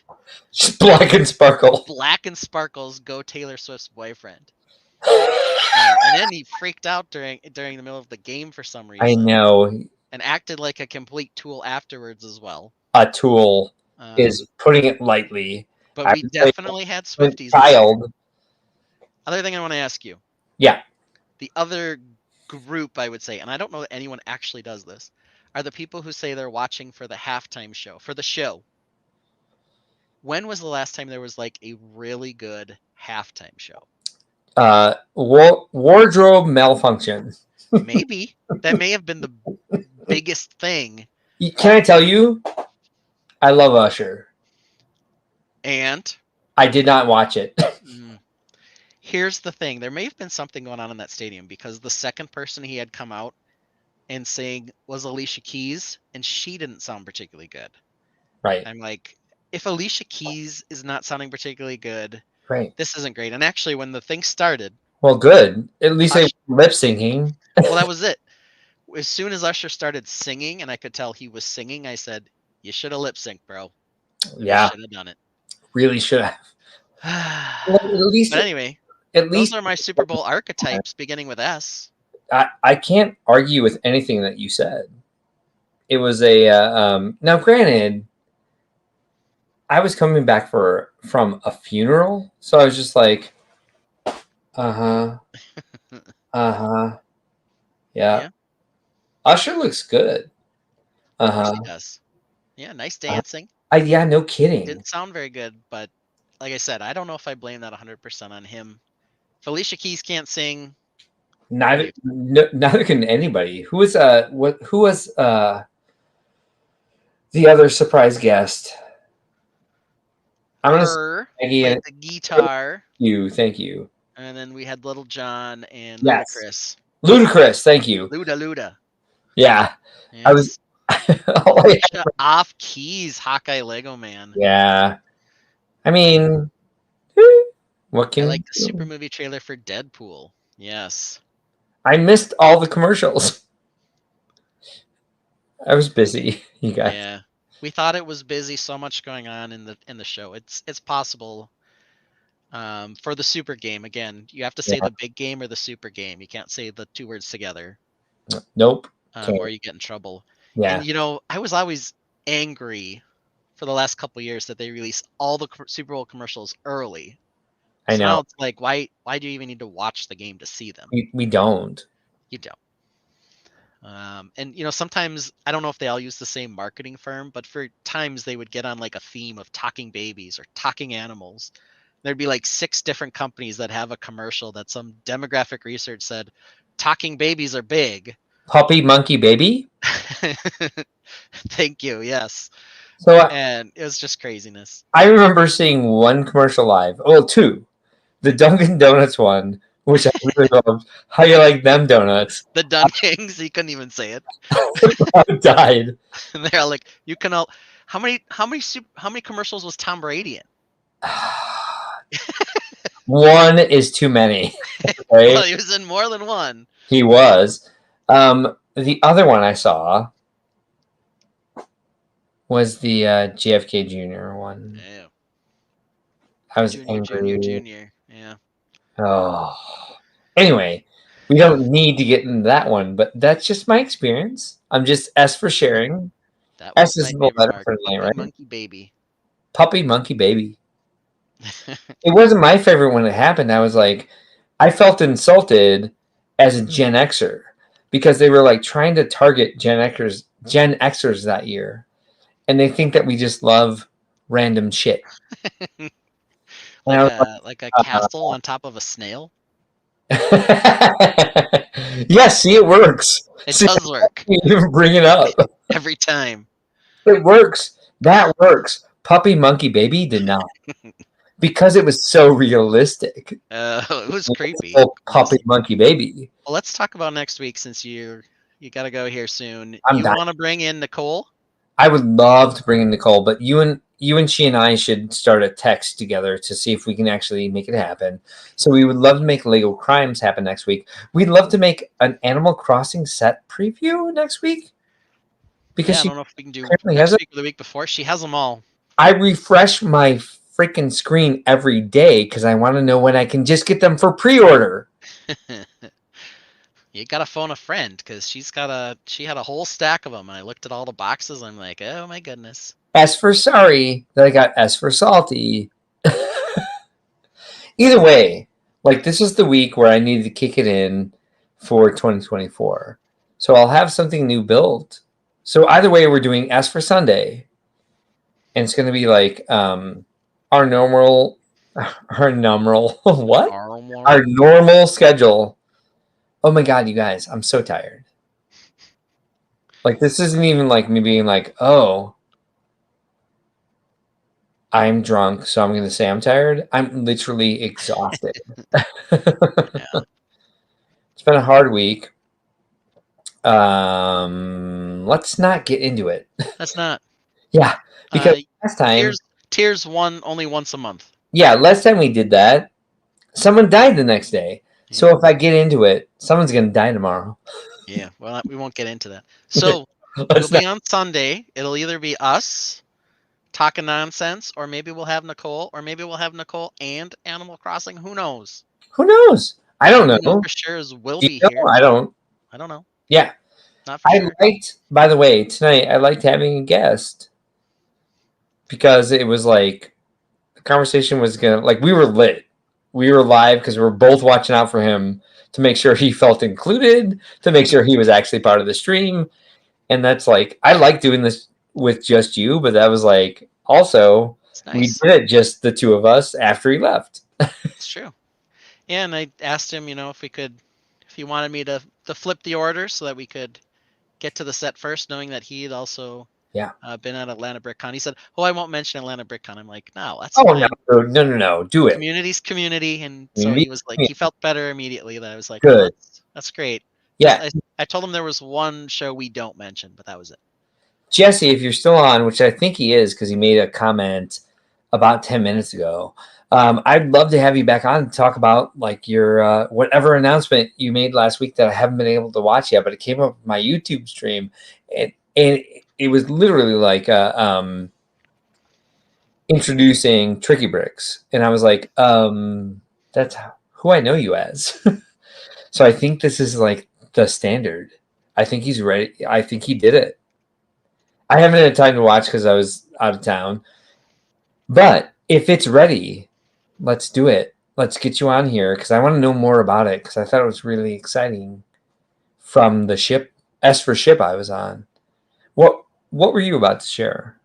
No, nothing. I was just. Oh, I saw you flipping some screens around. Is it time to like say goodnight? Hey, no, that's up to you. We've gone through the whole list. It's up to us. It's up to us. Everything's been discussed. We killed it. We got everything. We found out that Mark Erickson has in his closet of shame some classic trains. Some super flexes. Where did that come from? Classic trains. There was no shame there. There was only flexing. No, and his last two builds were Rock Raiders and now Tron. He's trying to be me. Let's just face it, right? He's like, let's get away from Castle and let's expand and do something no one expects. That's why he seemed nervous to me. He looks up to you so much. Yes, I'm his hero. No, he's nervous. The fact that he's only almost 30, I was like, ugh. I wanted to punch him in the face. However, it was so nice to have him on because he's so just normal. Oh yeah, he was great. He was great, and at the first time I met him in person was at Brick World in I think 2018, so pre-pandemic year. Yep. Had a bunch of people come from the East Coast with them. And so I met Mark in person there. We had known each other from Flickr at the time for a long time. Yeah. And so, when season 2 of Lego Masters came on and we knew like 6, 7, 8 people on the show that year. And since then I've known like basically nobody. It was crazy. But when I saw him after winning the show the next time at Brick World, just, normal guy, just hung out as normal. I think that's what I'll say for us, for this live stream. We've had a handful of guests on. I can name 4. It's been Maria, Philip, Mark, and Nicole. And Jesse, of course. And Jesse. Yeah, if you count Jesse, he's a regular. Yeah, he's part of the family now. Exactly. Jesse's part of the team.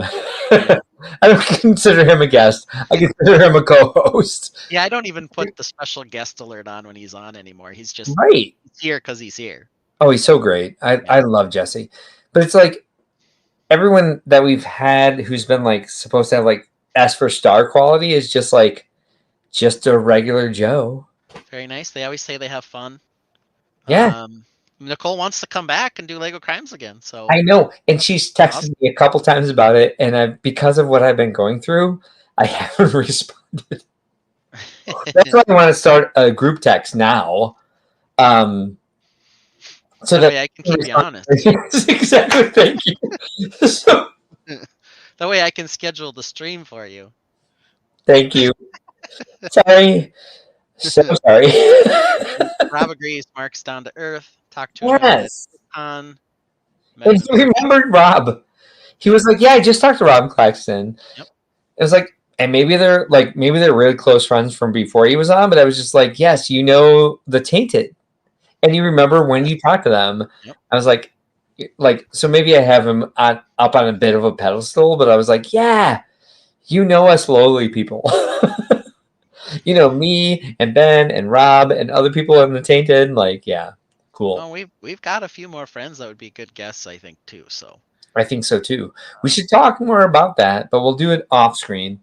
In the meantime, if you're ever curious about what's going on with your building, and you're like, "Oh no, I made a huge mistake," well, don't worry. There are no mistakes, only happy accidents. Jesus Christ. So says our mentor, Bob Ross. And I have my Bob Ross figures upstairs. I'm going to open one. Bob Ross and Peapod the squirrel. Yep.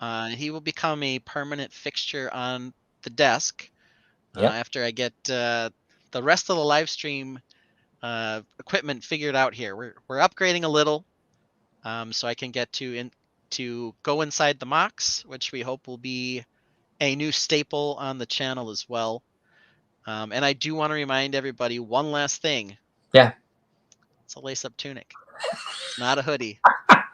Someone says, "Hey, what are you wearing today?" I'm going to say it's a lace-up tunic.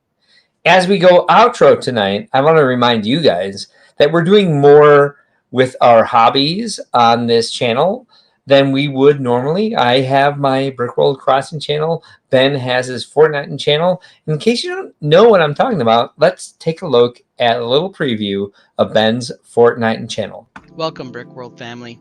I'm one of your normal hosts, E. Cerberus, here on the Brickworld channel, where we come at you live every Sunday on Think Outside the Blocks, our weekly live stream where Brickworld owner Mark Larson and I talk about all things Lego creativity, including our own builds and the Lego news. But today we're coming at you with something a little different, and that's because I've been bitten by the Lego Fortnite bug, and I've spent a lot of time trying to move resources from one biome to another. I've come up with my best solution, which is to build an airship that can transfer a large amount of resources in between the various locations. As you can see here, I have 4 large, actually I think they're epic sized chests in the middle of my airship here, and then I have thrusters attached independently to these little push bars so that I can fly my ship in every direction. You just saw there, you can find other YouTube videos about how to make a simple airship, but for me, I wanted to build something a little more complicated that was capable of transferring large amounts of things, such as all of the bright core that you see here, from one biome like the desert to another like the frostlands. So in order to transport all this stuff, I had to come up with a system to have a whole bunch of chests, these large chests like this, able to be moved from one biome to another. There's a pretty simple way to make a hot air balloon featuring a single platform, or maybe even a few balloons, where you just add weight to one side or the other to make the platform turn. I, on the other hand, went a little crazy here by creating 4 sets of thrusters that are independently controllable via these switches to move around the lands. That also necessitated that I build some sort of landing pad for my airship in the various biomes where I like to gather resources. And the reason that I did this is because if you park an airship on the ground with a bunch of chests in it with some material that you want to transport from one biome to the next, you could run into trouble if your airship gets destroyed by a mob. Usually it ends up being a brute. Or if you park too close to the shore, it's possible that your airship could end up sinking into the ocean and you could lose everything inside the chests. So what I do